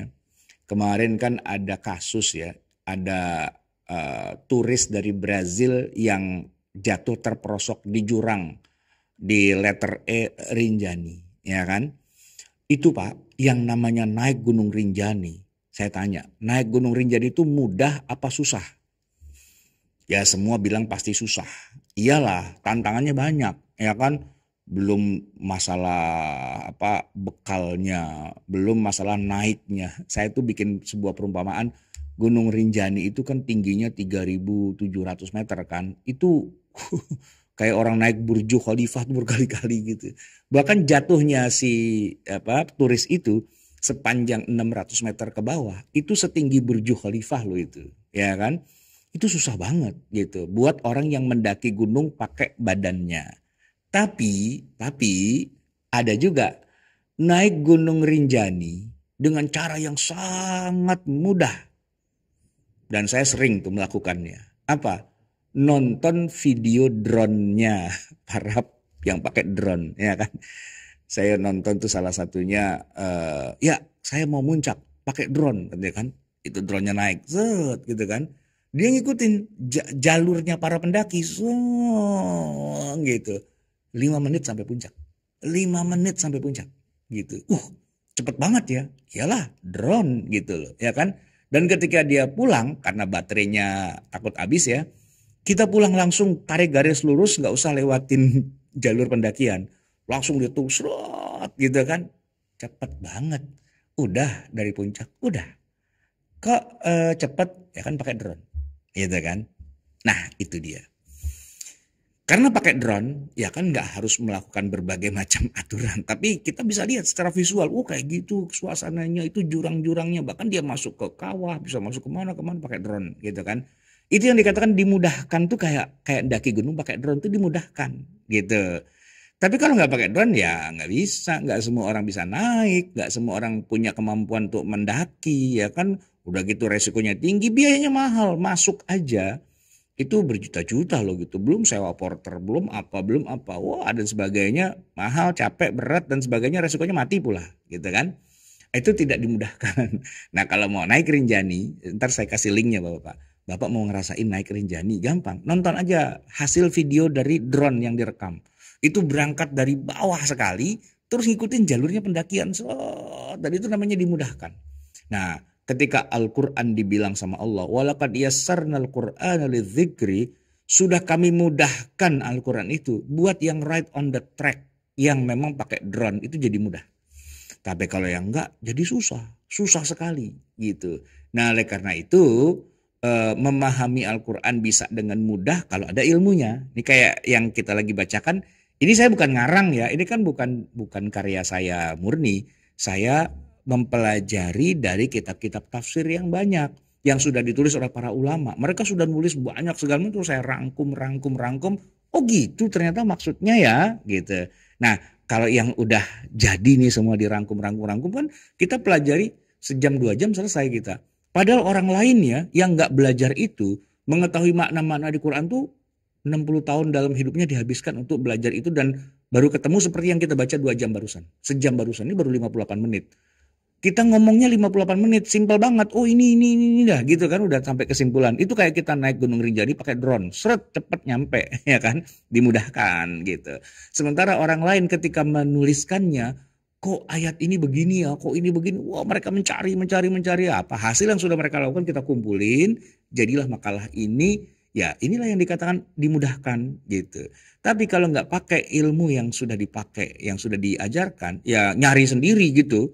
Wah, kayak naik Rinjani berminggu-minggu nggak nyampe-nyampe, malah hipotermia, kehabisan bekal dan sebagainya, pulang ditandu. Ya masih mending pulang ditandu sama nyawanya sekalian. Kalau badannya kemana, nyawanya kemana, kan banyak korban kayak gitu. Nah, jadi memang belajar Al-Quran itu ada yang dimudahkan ya, dan ada yang nggak mudah. Nah, oleh karena itu ya kita belajarlah kepada pakarnya, kepada ahlinya, dan ada satu lagi. Ibaratnya dunia kedokteran, yang namanya dokter tuh macam-macam spesialisasinya. Ada dokter dokter anak, dokter kandungan, dokter penyakit, penyakit itu macam-macam, ada penyakit dalam, penyakit luar dan sebagainya gitu kan. Buat masing-masing dokter, setiap penyakit itu mudah. Tapi bukan buat dokter yang berbeda, penyakit itu nggak mudah gitu ya kan. Nah, oleh karena itu perlu juga kita memahami, oh begini nih kondisinya gitu ya. Baik, balik lagi ke laptop. Terakhir adalah kita ngomongin qada. Ya, kata qada di dalam Al-Qur'an itu bisa maknanya banyak. Bisa berarti usai dari mengerjakan sesuatu, fa idza qadaitum manasikakum fadhkurullah. Kalau kamu sudah menyelesaikan manasik haji kamu, maka berzikirlah pada Allah. Qada itu artinya menyelesaikan suatu perbuatan. Tapi qada bisa juga artinya perkara. Idza qada amran, apabila dia memperkarakan sesuatu, fa innama yaqulu lahu kun fayakun. Bisa juga qada artinya kehancuran. Walau yu'ajjilullahu lin-nasi syarra isti'jaluhum bil khairi laqudiya ilaihim ajaluhum. Maka Allah hancurkan mereka. Qada juga bisa berarti penetapan, wa qadaina ila bani Israil, kami tetapkan bagi bani Israel. Qada juga bisa berarti wasiat, wa qada rabbuka alla ta'budu illa iyyah, dan Tuhanmu telah memerintahkan berwasiat kepada kamu. Qada juga bisa artinya membunuh. Fa wakazahu Musa faqada alaihi. Musa meninjunya dan matilah musuhnya, dan dia bunuh orang itu gitu ya. Qada juga bisa berarti janji. Wa ma kunta bijanibil gharbi id qadaina ila Musal amra.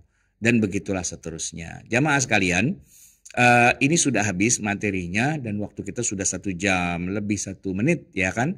Saya akan kembalikan pada pimpinan acara untuk mungkin kalau ada pertanyaan-pertanyaan. Silahkan saya kembalikan pada pimpinan acara. Semoga kita dimudahkan dalam memahami Al-Quran. Aku qouli hadza wa astaghfirullahaladzim li wa lakum wa billahi taufiq wal hidayah. Wassalamualaikum warahmatullahi wabarakatuh.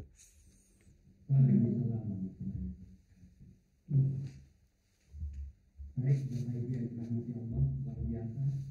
Tadi disampaikan dalam waktu yang more or less 1 hour ini tadi kita sudah bisa menjadi guru dan ya. Arti dari itu adalah ini makalah ini tidak mungkin bisa tersaji dengan baik kalau tidak berasal dari akarnya, jadi memerlukan waktu dan ilmu. Itu yang perlu kita bersyukuri Bapak Ibu. Kenapa tema ini sangat penting atau butiran ilmu sangat penting, dan untuk mungkin menambah kedalaman ilmu kita ini, ya, Pak Ibu silakan mungkin Bapak Ibu yang mau menanyakan yang terkait dengan topik hari ini ya. Dan kalau nanti memungkinkan Pak Ustaz ada pertanyaan yang terkait yang kemarin itu itu kita ayat-ayat yang di nasab ya. Terjadi ini untuk kita reminder kembali, karena itu penting juga bagi kita ya dalam Al-Quran itu. Terima kasih, silakan mungkin Bapak Ibu, silakan nanti dibantu oleh Ibu Ani untuk bantu kembali. Kan Pak Ibu, silakan dilanjutkan. Izin Pak Edi karena di pertemuan terakhir kalau digunakan untuk bersama dulu. Oh ya, baik, silakan. Ya. Silakan kepada Pak Ibu yang bisa dibuka. Ya, videonya mohon dibuka. Ini dicatat oleh malaikat Bapak Ibu.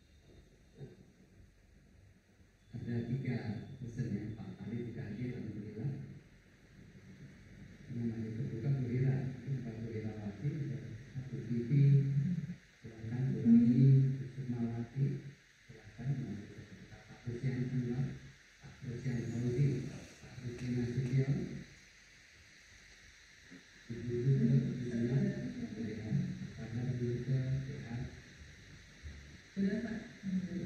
Semuanya, kerjanya. Dan mungkin pada akhir ini, kalau mungkin dari Bapak Ibu yang mungkin kemarin belum sempat untuk dapat buku ini khusus yang memahami Al-Quran, bisa beberapa buah buku. Jadi kami persediakan bagi para peserta pada hari ini yang memang belum mendapatkan atau belum memesan buku atau awal itu ya. Silakan nanti bisa langsung ke staff admin kami atau ke kami atau ke penasihat kami ya. Kita akan bantu mengirim bukunya. Termasuk buku tafsir ya kemarin ya, yang ada yang mau pesan kita kurang lebih ada 12 plus mungkin kalau kita harapkan semakin banyak karena ini harus dicetak bersamaan mungkin ya kita lakukan pemisahan sendiri. Silakan mungkin Ibu Reni sudah raise hand? ya, ini mohon bisa di pertanyaannya yang singkat satu dulu yang jelas kaitan dengan topik pagi hari ini. Silakan Ibu Reni. Ya, salam. Luar biasa. Saya sampai menahan nafas dari tadi dan kemudian merasa ya Allah betapa dalamnya ini karena apa? Ya Pak Ustaz, ini banyak sekali sekarang orang-orang ahli para pakar ya yang mentadaburi Al-Quran dan terjemah sehingga beliau banyak kemudian mau mendapat pencerahan.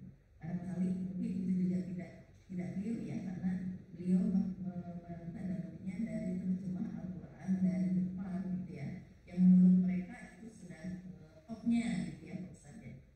Berikutnya ini apa namanya apakah keliru mereka itu? Tapi menurut saya ternyata dari terjemahan Al-Quran itu banyak orang yang mendapat hidayah ya Pak Ustaz. Nah berikutnya adalah Pak Ustaz mohon ini segera dilanjutkan karena ternyata begitu di bawah. Bisa ada yang bocor, dimatikan dulu, dibantu.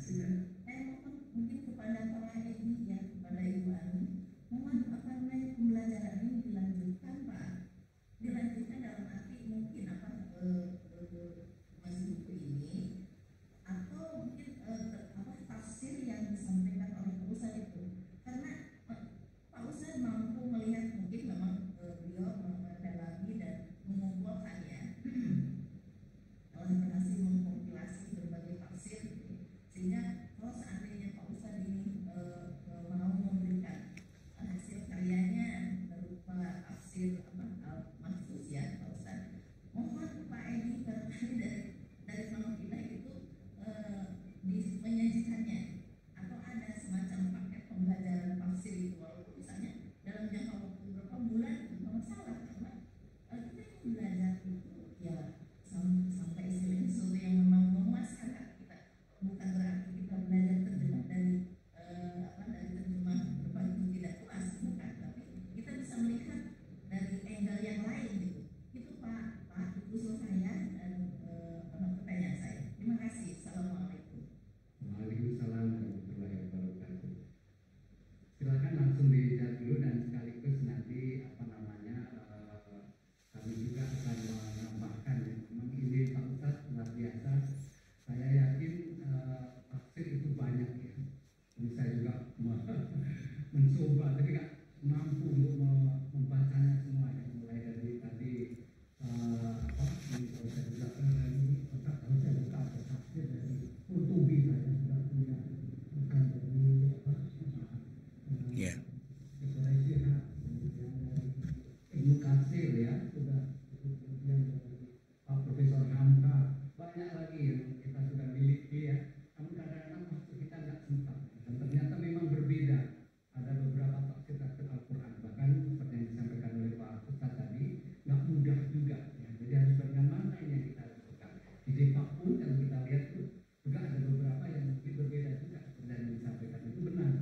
Nah ini mungkin tadi sarannya bagus sekali dari Bu Reni kalau memang memungkinkan apakah setiap Kamis nanti kita akan bahas secara teknis ya Pak Ustaz ini membedah tafsir itu karena kalau dibaca saja mungkin nggak mampu, mungkin kayak saya pribadi aja mata udah berat kalau 2 jam tidak ada mata air ya ini apalagi ilmu itu tidak mudah karena saya buka semua beberapa tafsir beberapa dari Profesor Resiha Ibnu Katsir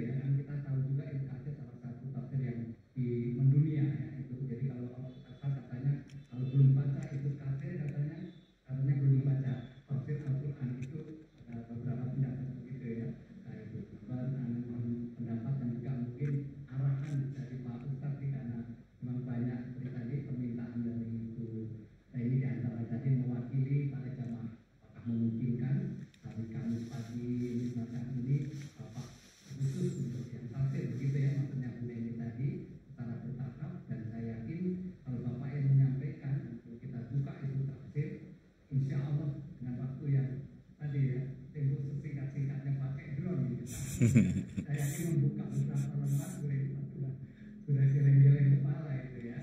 Betul ya Bu Dedi? Saya kira seperti itu. Betul Pak, saya menahan nafas dari tadi karena mungkin saya pakai drone Pak. Silakan Pak Ustaz. Iya, baik. Iya, jadi begini, memang benar tadi kata Pak Edi, kita mungkin punya banyak kitab tafsir, mungkin ya memenuhi rak buku kita lah. Kalau ada tamu datang ke rumah tuh, keren, tafsirnya banyak gitu kan. Pertanyaannya, emang dibaca? Ya pernah sih dibaca, tapi nggak rutin. Nah itu problem. Jangankan Pak Edi, saya sendiri pun gitu juga Pak. Ruang tamu saya tuh buat nakut-nakutin tamu udah boleh lah. Kalau ada tamu datang, banyak banget nih kitab tafsir gitu. Terus pertanyaannya, emang dibaca Pak Ustadz? Enggak sih.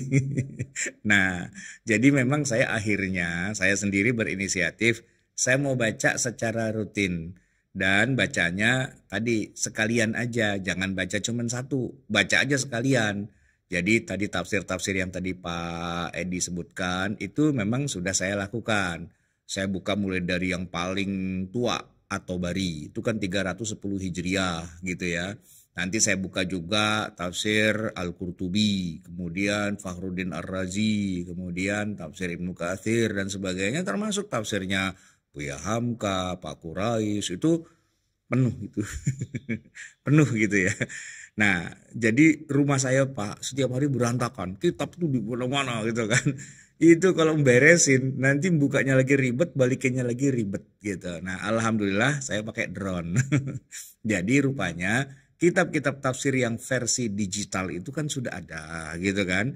Jadi saya cuma tinggal masukin satu kata nih, misalnya surat Al-Maidah gitu ya, ayat 100 gitu. Saya masukin ya Al-Maidah 100, jreng. Nah, semua linknya tuh keluar. Kita tinggal klik baca, klik baca gitu. Karena itu bahasa Arab gitu kan ya. Nah, ini kalau saya sendirian doang yang baca kan kayak pelit gitu ya, nggak bagi-bagi. Maka apa yang sudah saya baca itu saya buatkan resume. Oh, kalau di tafsirnya ini begini, kalau di tafsirnya itu begini, tafsirnya itu begini.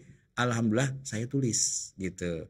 Jadi apa yang saya baca saya tulis. Biar apa? Pertama saya nggak lupa, yang kedua bisa saya share gitu kan. Nah, saya melakukannya secara rutin setiap hari Senin, Rabu, dan Jumat.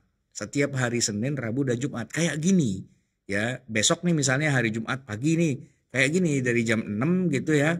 Sampai kira-kira ya 1 jam, 1,5 jam lah gitu. Tapi urut terus gitu. Ini udah tahun ketiga. Insya Allah baru akan selesai 10 tahun lagi. Kira-kira 13 tahun lah itu membaca semuanya gitu.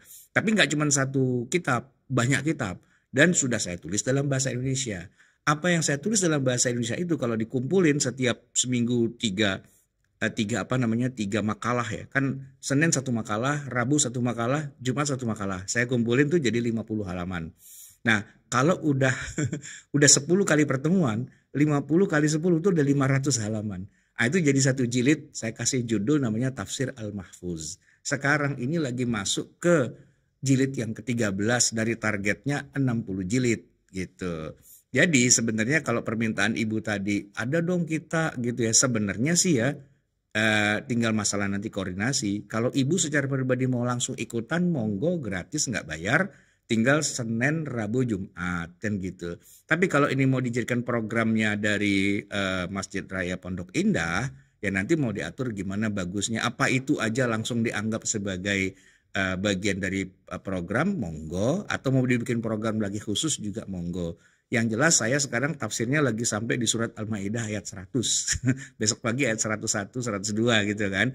Terus gitu aja. Dengan merujuk kepada ya paling enggak ya 5, 10, 15 kitab tafsir yang berbahasa Arab dan berbahasa Indonesia. Diterjemahin kata per katanya dulu, kemudian dirangkum menjadi terjemahan dari versi Kemenak Pak Quraisy dan Buya Hamka, terus kemudian baru tafsirnya secara lebih mendalam. Seminggu 3 kali, kira-kira ya waktunya kayak kita gini lah, 1 jam, 1,5 jam gitu kira-kira. Tinggal dirutinkan, nggak perlu kemana-mana, tinggal buka YouTube gitu doang, buka Zoom atau buka Facebook saya, itu live setiap hari gitu. Jadi ya insya Allah dimudahkan ya. Kita sama-sama naik drone gitu. Kita nggak usah kemana-mana, kita nonton aja dari rumah. Wah kayak gitu jurangnya tuh ya. Itu kalau kita ada di situ kita hipotermia. Jadi kita sambil makan popcorn sambil lihat, kayak gitu ya jurangnya. Santai aja. Semua sudah dimudahkan. Baik, ada lagi pertanyaan yang lain?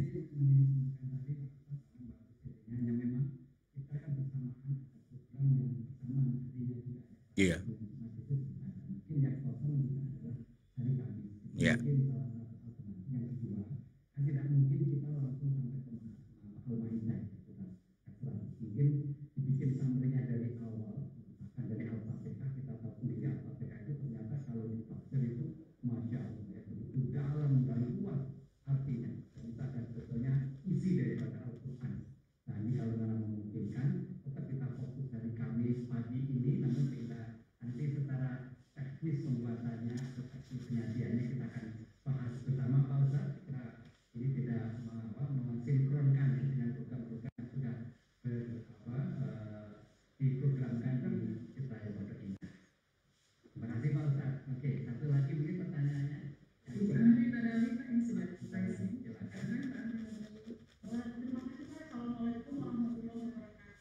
Waalaikumsalam.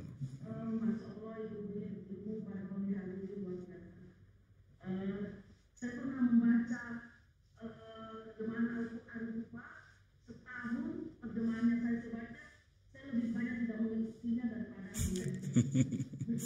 Nah, hari ini, pagi ini Masya Allah saya kedua itu, ternyata banyak banget makna daripada kata seperti organisasi dan doa makna dalam pemikiran yang dibahas. Dan saya ingin tanyakan yaitu tentang wasiat hubungannya dengan mohon penjelasannya Pak Ustaz, wasiat hubungannya dengan bagaimana? Wasiat dengan apa?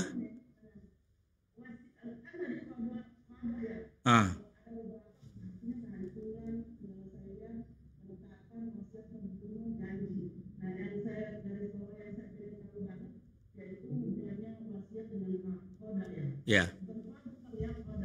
Ya. Ya. Baik. Assalamualaikum warahmatullahi wabarakatuh. Ya. Jadi kata-kata wa qadaina dan telah kami qadokkan, ya, itu kalau diterjemahkan kan nggak enak. Apa artinya dan telah kami qadokkan? Ternyata kami wasiatkan, kami tetapkan dan kami wasiatkan. Dan wasiat di sini maksudnya bukan wasiat kayak Aladin lampu wasiat, bukan. Ini kata wasiat dalam bahasa Indonesia juga maknanya jadi aneh-aneh gitu kan. Wasiat tuh maksudnya adalah pesan. Orang tua berwasiat kepada anaknya, kamu yang rajin sholat, kamu harus sering ibadah, kamu harus baik sama orang. Itu kan namanya wasiat. Wa qadaina ila bani Israil, dan kami wasiatkan kepada bani Israel gitu ya. Kami berwasiat, maka bani Israel itu harus menjaga wasiat yang Allah sudah berikan. Jadi wasiat itu adalah pesan dan nasihat yang baik. Nah, dalam bahasa Arab pesan itu bisa digunakan dengan kata qada, wa qadaina, dan telah kami pesankan gitu, dan kami telah wasiatkan begitu. Nah, memang kajian bahasa itu penting banget ya, karena kalau kita nggak membahas kajian secara bahasanya dulu, nanti penggunaan bahasa ini bisa lari-lari kemana-mana yang nggak sesuai gitu kan. Itu maka dalam tafsir unsur kajian bahasa itu penting. Kita harus tahu satu kata itu sebenarnya makna aslinya tuh dari kata apa, lalu dipinjam untuk mewakili kata apa, dipinjam lagi untuk mewakili kata apa, dipinjam lagi. Nah, jadi pinjam-minjam kata itu banyak terjadi. Aslinya tuh sebenarnya kayak gini misalnya. Misalnya ya, kalau dalam konteks bahasa Indonesia, kita sering menggunakan kata-kata yang sebenarnya maknanya bukan buat itu, tapi kita pinjam dari makna yang lain. Misalnya ya, sudah selesaikan saja orang itu, gitu. Selesaikan saja. Selesai apanya? Oh ternyata bunuh. Selesaikan aja. Finish, gitu. Udah, dia sudah kita selesaikan. Nah, gitu. Ternyata maksudnya selesai adalah bunuh, gitu misalnya. Nah, itu dalam Al-Quran, cara penggunaan kata-kata yang sebenarnya bukan itu, tapi aslinya adalah diambil dari kata apa, lalu ditarik ke dalam bahasa Arab, lalu kemudian diterapkan dalam banyak kasus, itu banyak banget. Nah, kata qada itu salah satunya. Qada itu punya banyak makna. ya kan? Bisa digunakan untuk makna ini, makna itu, makna ini, makna itu, ya kan? Nah, problematikanya adalah di dalam bahasa Arabnya saja sudah banyak makna. Ketika mau diterjemahkan ke bahasa Indonesia, kita pilih terjemahan yang mana ini, ya, gitu kan? Susah nih. Ya, sementara di dalam Al-Quran kita, Quran terjemah, slotnya cuma secuil itu doang, gitu. Nggak bisa lebih ini, gitu. Nggak bisa lebih. Makanya kalau baca terjemahannya versi Prof. Quraisy Shihab, terjemahannya bengkak. Karena di dalam setiap kalimat terjemahan selalu dikasih kurung penjelasan, kurung lagi penjelasan, kurung lagi penjelasan. Banyak kurungnya, banyak penjelasannya, gitu kan? Nah, sementara kalau di Kemenak mungkin simple. Kalau Buya Hamka, beliau terjemahkan, tapi beliau nggak kasih penjelasan banyak-banyak karena setelah itu dia akan cerita banyak tentang tafsirnya.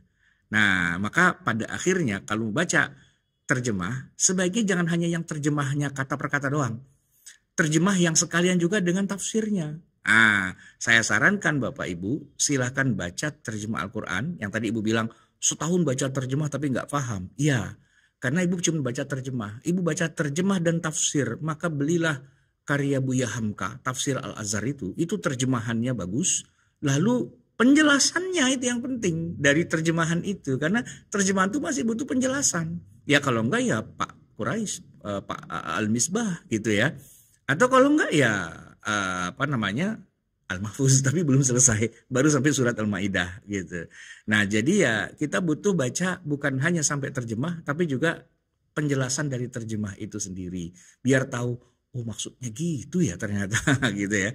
Nah, itu penting ya. Makanya saya kalau baca Al-Qur'an itu lebih banyak gini, baca Qur'annya sedikit, nggak usah banyak-banyak. Kenapa? Saya lagi pusing mencari penjelasan tentang ayat ini maksudnya apa ya gitu kan. Nah, itu baca tafsirnya jadi panjang lebar. Makanya baca Quran nggak banyak-banyak. Saya juga nggak bilang kepada orang, wah saya hafal Quran gitu. Nggak penting hafalnya. Yang penting Anda tuh setiap satu kata tuh Anda paham maksudnya apa. Setiap satu ayat tuh maunya ngomong apa Allah itu. Itu pesannya diambil gitu.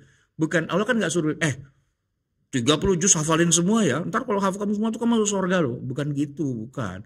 Allah tuh punya tujuan berbicara kepada Nabi Muhammad, kepada kita umatnya. Agar apa yang dibicarakan itu kita fahami dulu apa kata Allah, ya kan, sehingga kita bisa melaksanakannya, bukan hafalinnya, bukan itu, bukan, fahami. Nah, baca terjemah itu satu langkah, ya kan, cuman jangan berhenti di terjemah, terusin sampai penjelasannya. Nah, itu namanya tafsir, begitu. Baik, cukup barangkali, ada lagi Pak Edi?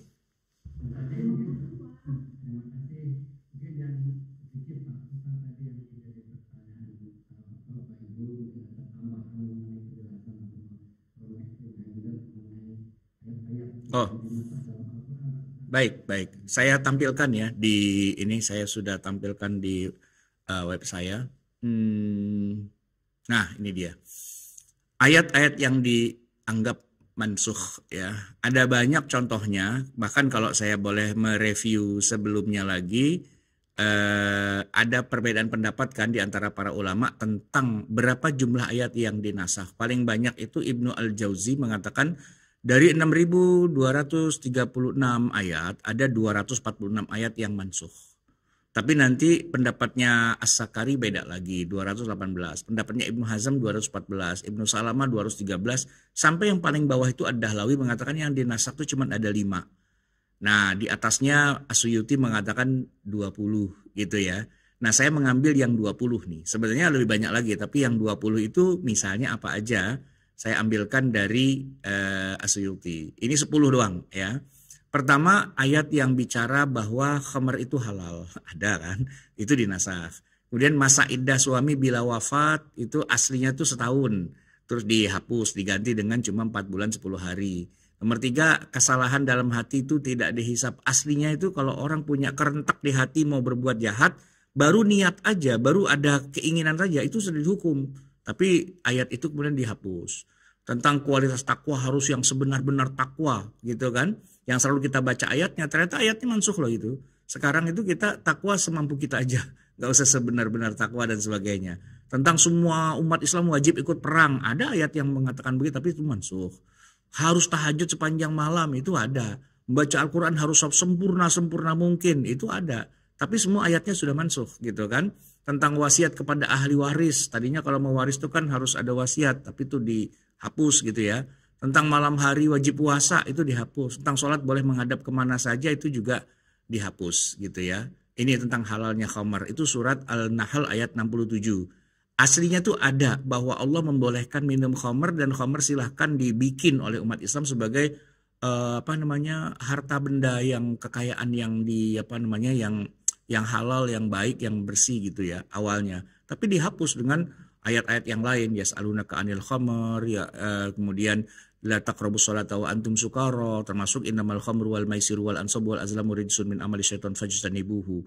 Itu ada 3 ayat yang menghapus ayat yang pertama tadi, surat An-Nahl ayat 67. Kasus yang lain misalnya ayat yang dianggap mansukh yang kedua, misalnya masa iddah bila suami wafat itu setahun aslinya. Jadi begitu suaminya meninggal nggak boleh keluar rumah selama setahun. Tapi diganti dengan ayat yang kemudian walladzina yatawaffawna minkum wa yadharuna azwaja yatarabbasna bi anfusihinna arba'ata asyhuri wa asyra. 4 bulan 10 hari saja.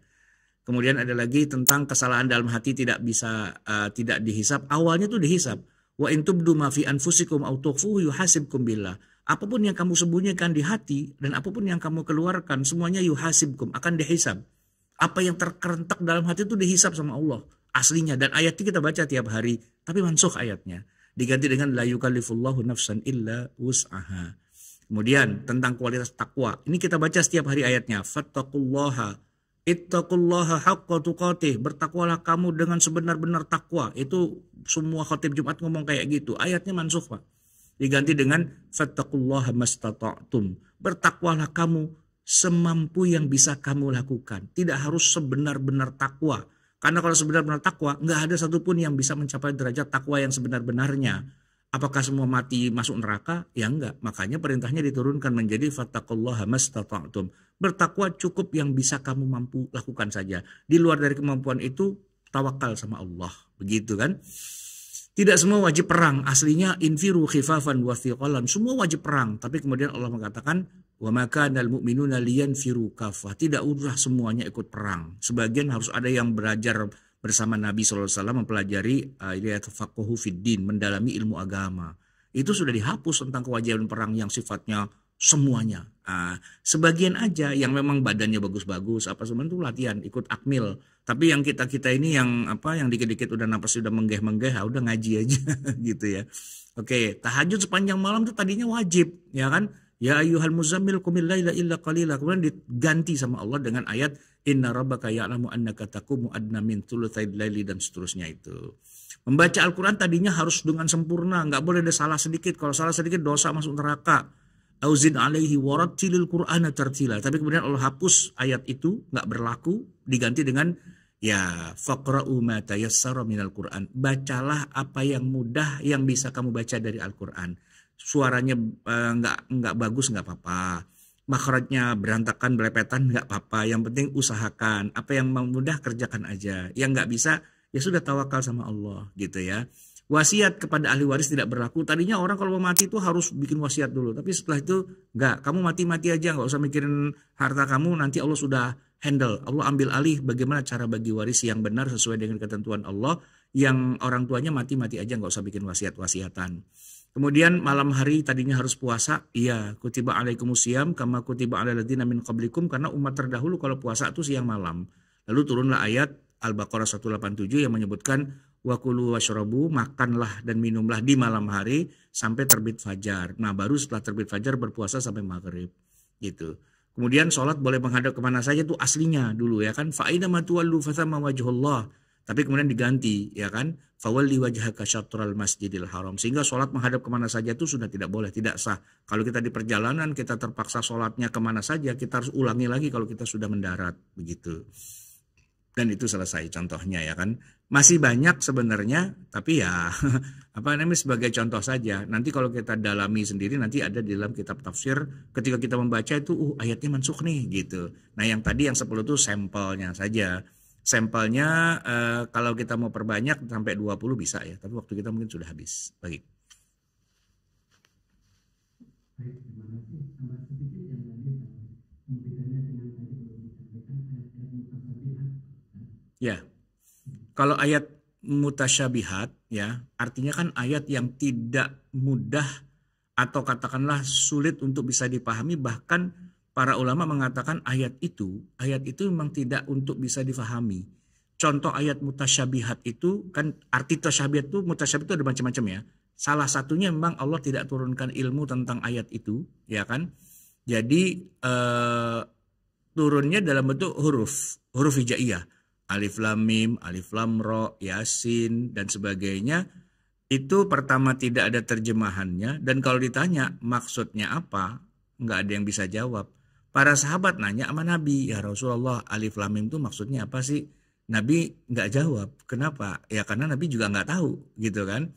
Pertanyaannya adalah gini, kalau memang Al-Quran itu petunjuk, kenapa Allah menurunkan petunjuk yang bentuknya huruf dan nggak ada yang tahu juga artinya apa? Nah, maka disebutkan memang ada ayat-ayat yang mutasyabihat, tapi itu tidak seluruhnya, ya kan? Terus gunanya apa? Nah, kalau kita perhatikan ayat mutasyabihat yang huruf-huruf itu rata-rata itu tidak di tengah-tengah surat, nggak di tengah-tengah ayat. Dia ada di awal, ujung awal paling pertama gitu. Yang memang tidak ada maknanya. Kalau dalam sebuah lagu itu namanya intro, musik intro, atau bukan musik, kadang-kadang pakai vokal juga. Misalnya ha ha ha ha ha, gitu ya kan?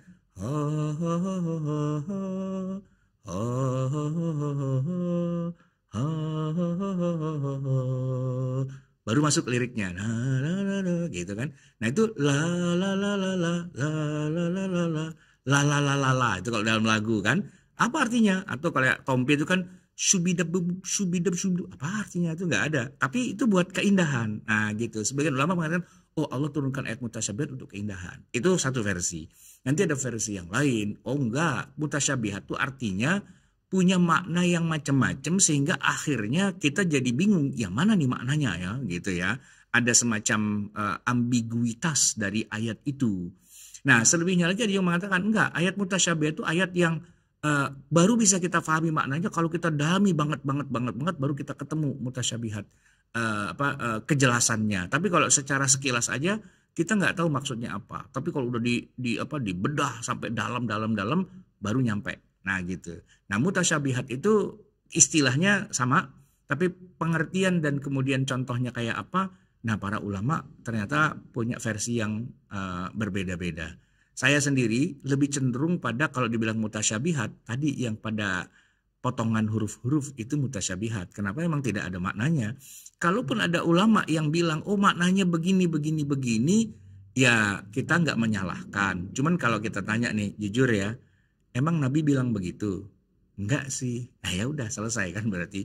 Itu kan bukan dari Nabi kan? Bukan. Ngarang sendiri kan? Iya ngarang. Nah ya udah, namanya juga ngarang kan?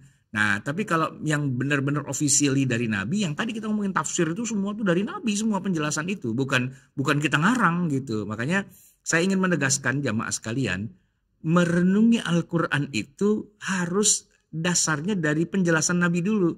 Apa yang Nabi jelaskan itu, itulah yang kita jadikan bahan renungan.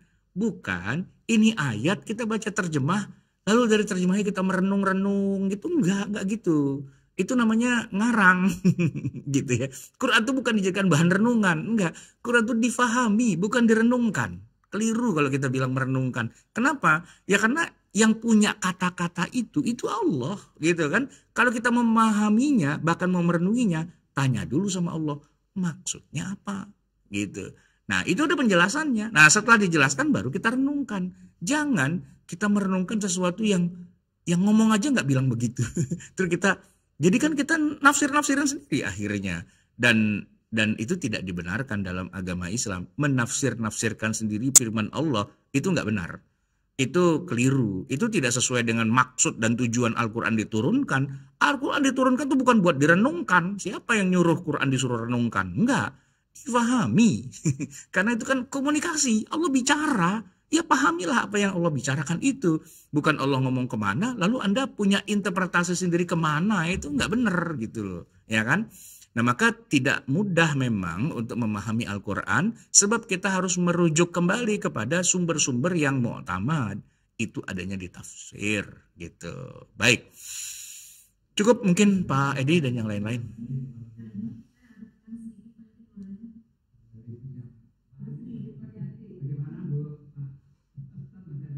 Ya silakan Pak, silakan.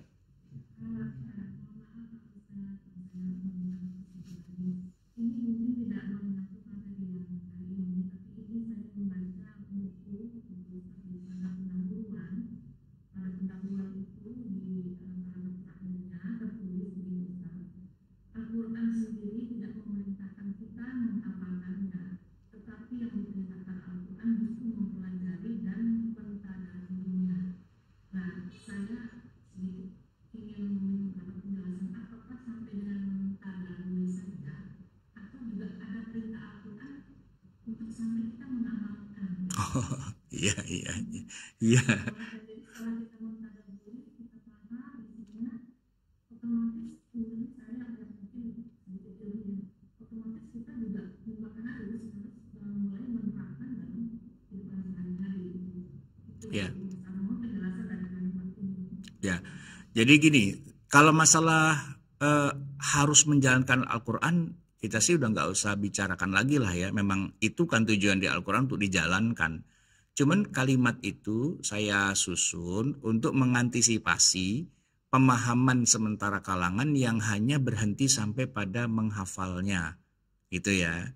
Dan sebenarnya itu menghafal itu susah, lebih mudah memahami sebenarnya, bukan menghafal. Menghafal tuh ya, sekali kita hafal, untuk selamanya kita tiap hari murojaah, murojaah, murojaah, murojaah, murojaah.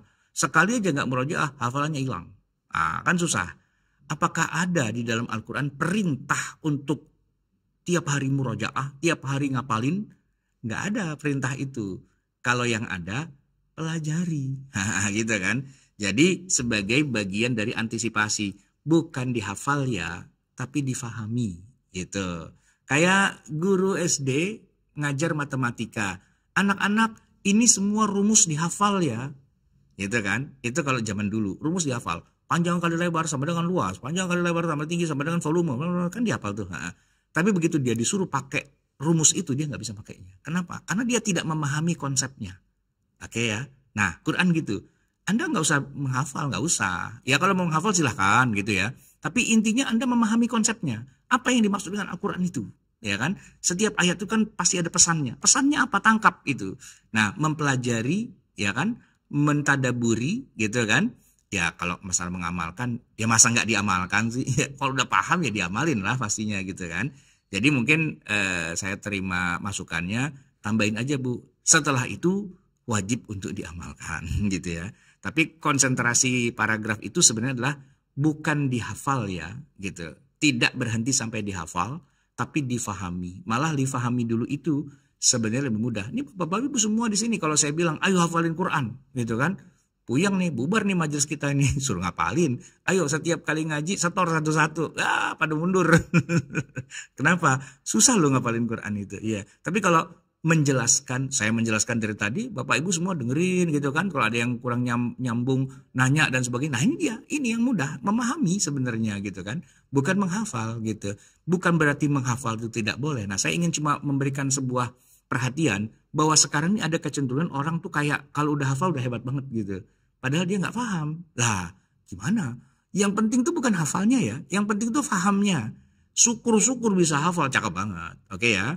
Tapi kalau setelah itu ya tentu semuanya kita sepakat. Setelah itu diamalkan. Oke. Waalaikumsalam warahmatullahi wabarakatuh.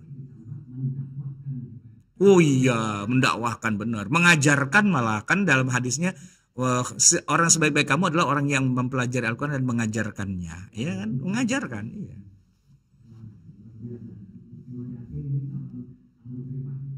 Amin, amin.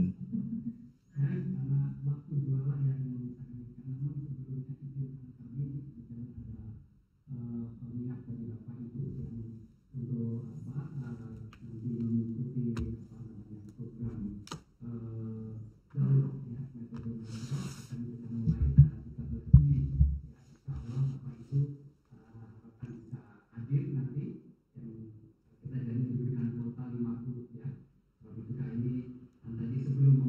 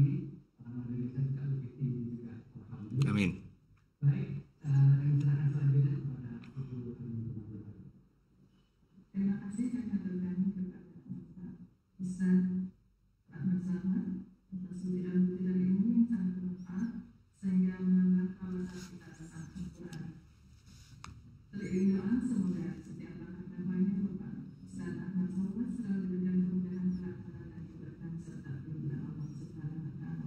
Baik, untuk acara selanjutnya sebelum ditutup kami mohon Quran. Baik, jamaah sekalian, Bapak Ibu yang dirahmati Allah, alhamdulillah kita sudah menyelesaikan etape demi etape, pos demi pos, dan akhirnya kita sudah sampai pada bagian akhir, bagian puncaknya Rinjani.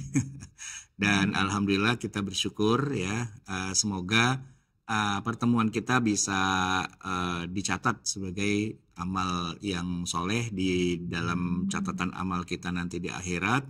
Semoga apa yang sudah kita korbankan, baik waktu, tenaga, pikiran, kan jam segini enaknya tidur lagi sebenarnya, tapi kita melek, kita belajar dan sebagainya, semoga nanti disaksikan oleh para malaikat bahwa mereka akan bilang, iya benar ya Allah, ini orang subuh-subuh ngaji nih dia, yang lain pada tidur dia ngaji, sehingga nanti pahalanya jadi banyak. Mari kita tutup dengan kita membaca doa. Bismillahirrahmanirrahim. Alhamdulillahirabbil alamin, hamdan yuwafi ni'amahu wa yukafi mazidah. Ya Rabbana lakal hamdu wa lakal syukru kama yanbaghi li jalali wajhika wa li 'azimi sultanik. Allahumma salli wa sallim wa barik ala Sayyidina Muhammad wa ala ali Sayyidina Muhammad salatan tunjina biha min jami'il ahwali wal afat wa taqdilana jami'al hajat wa tutahhiruna biha min jami'is sayyiat wa tarfa'una biha 'indaka a'lad darajat wa tuballighuna biha aqsal ghayat min jami'il khairati fil hayati wa ba'dal mamat innaka sami'un qaribun mujibud da'wat wa ya qadiyal hajat. Allahumma inna nas'aluka al-afwa wal afiyah wal mu'afata ad-da'imah fid din wad dunya wal akhirah. Allahumma inna nas'aluka al-huda wat tuqa wal afafa wal ghina. Allahumma aghnina bihalalika an haramik wa bi ta'atika an ma'siyatik wa bi fadlika amman siwak. Allahumma ahsin akibatana fil umuri kulliha wa ajirna min khizyid dunya wa adzabil akhirah. Allahumma maghfiratuka awsa'u min dhunubina wa rahmatuka arja' indana min a'malina ya hayyu ya qayyum bi rahmatika nastaghith wa min adzabika nastajir. Aslih lana syu'unana kulliha wa la taqilna ila anfusina tarfata 'ain. Allahumma barik lana fi dhurriyyatina wa la tadurruhum wa fiqna li ta'atika warzuqna birrahum. Rabbana hab lana min azwajina wa dhurriyyatina qurrata a'yun waj'alna lil muttaqina imama. Allahumma a'inna 'ala dzikrika wa syukrika wa husni ibadatik. Allahumma inna na'udzubika minal hammi wal hazan wa na'udzubika minal 'ajzi wal kasal wa na'udzubika minal jubni wal bukhl wa na'udzubika min ghalabatid daini wa qahrir rijal. Rabbana ighfir lana wa li ikhwanina alladhina sabaquna bil iman wa la taj'al fi qulubina ghillan lil ladzina amanu rabbana innaka ra'ufur rahim. Rabbana atina fid dunya hasanah wa fil akhirati hasanah wa qina adzaban nar. Sallallahu alaihi wasallam Muhammadin wa ala alihi wasallam. Subhana rabbika rabbil izzati amma yasifun wa salamun alal mursalin walhamdulillahi rabbil alamin. Assalamualaikum warahmatullahi wabarakatuh.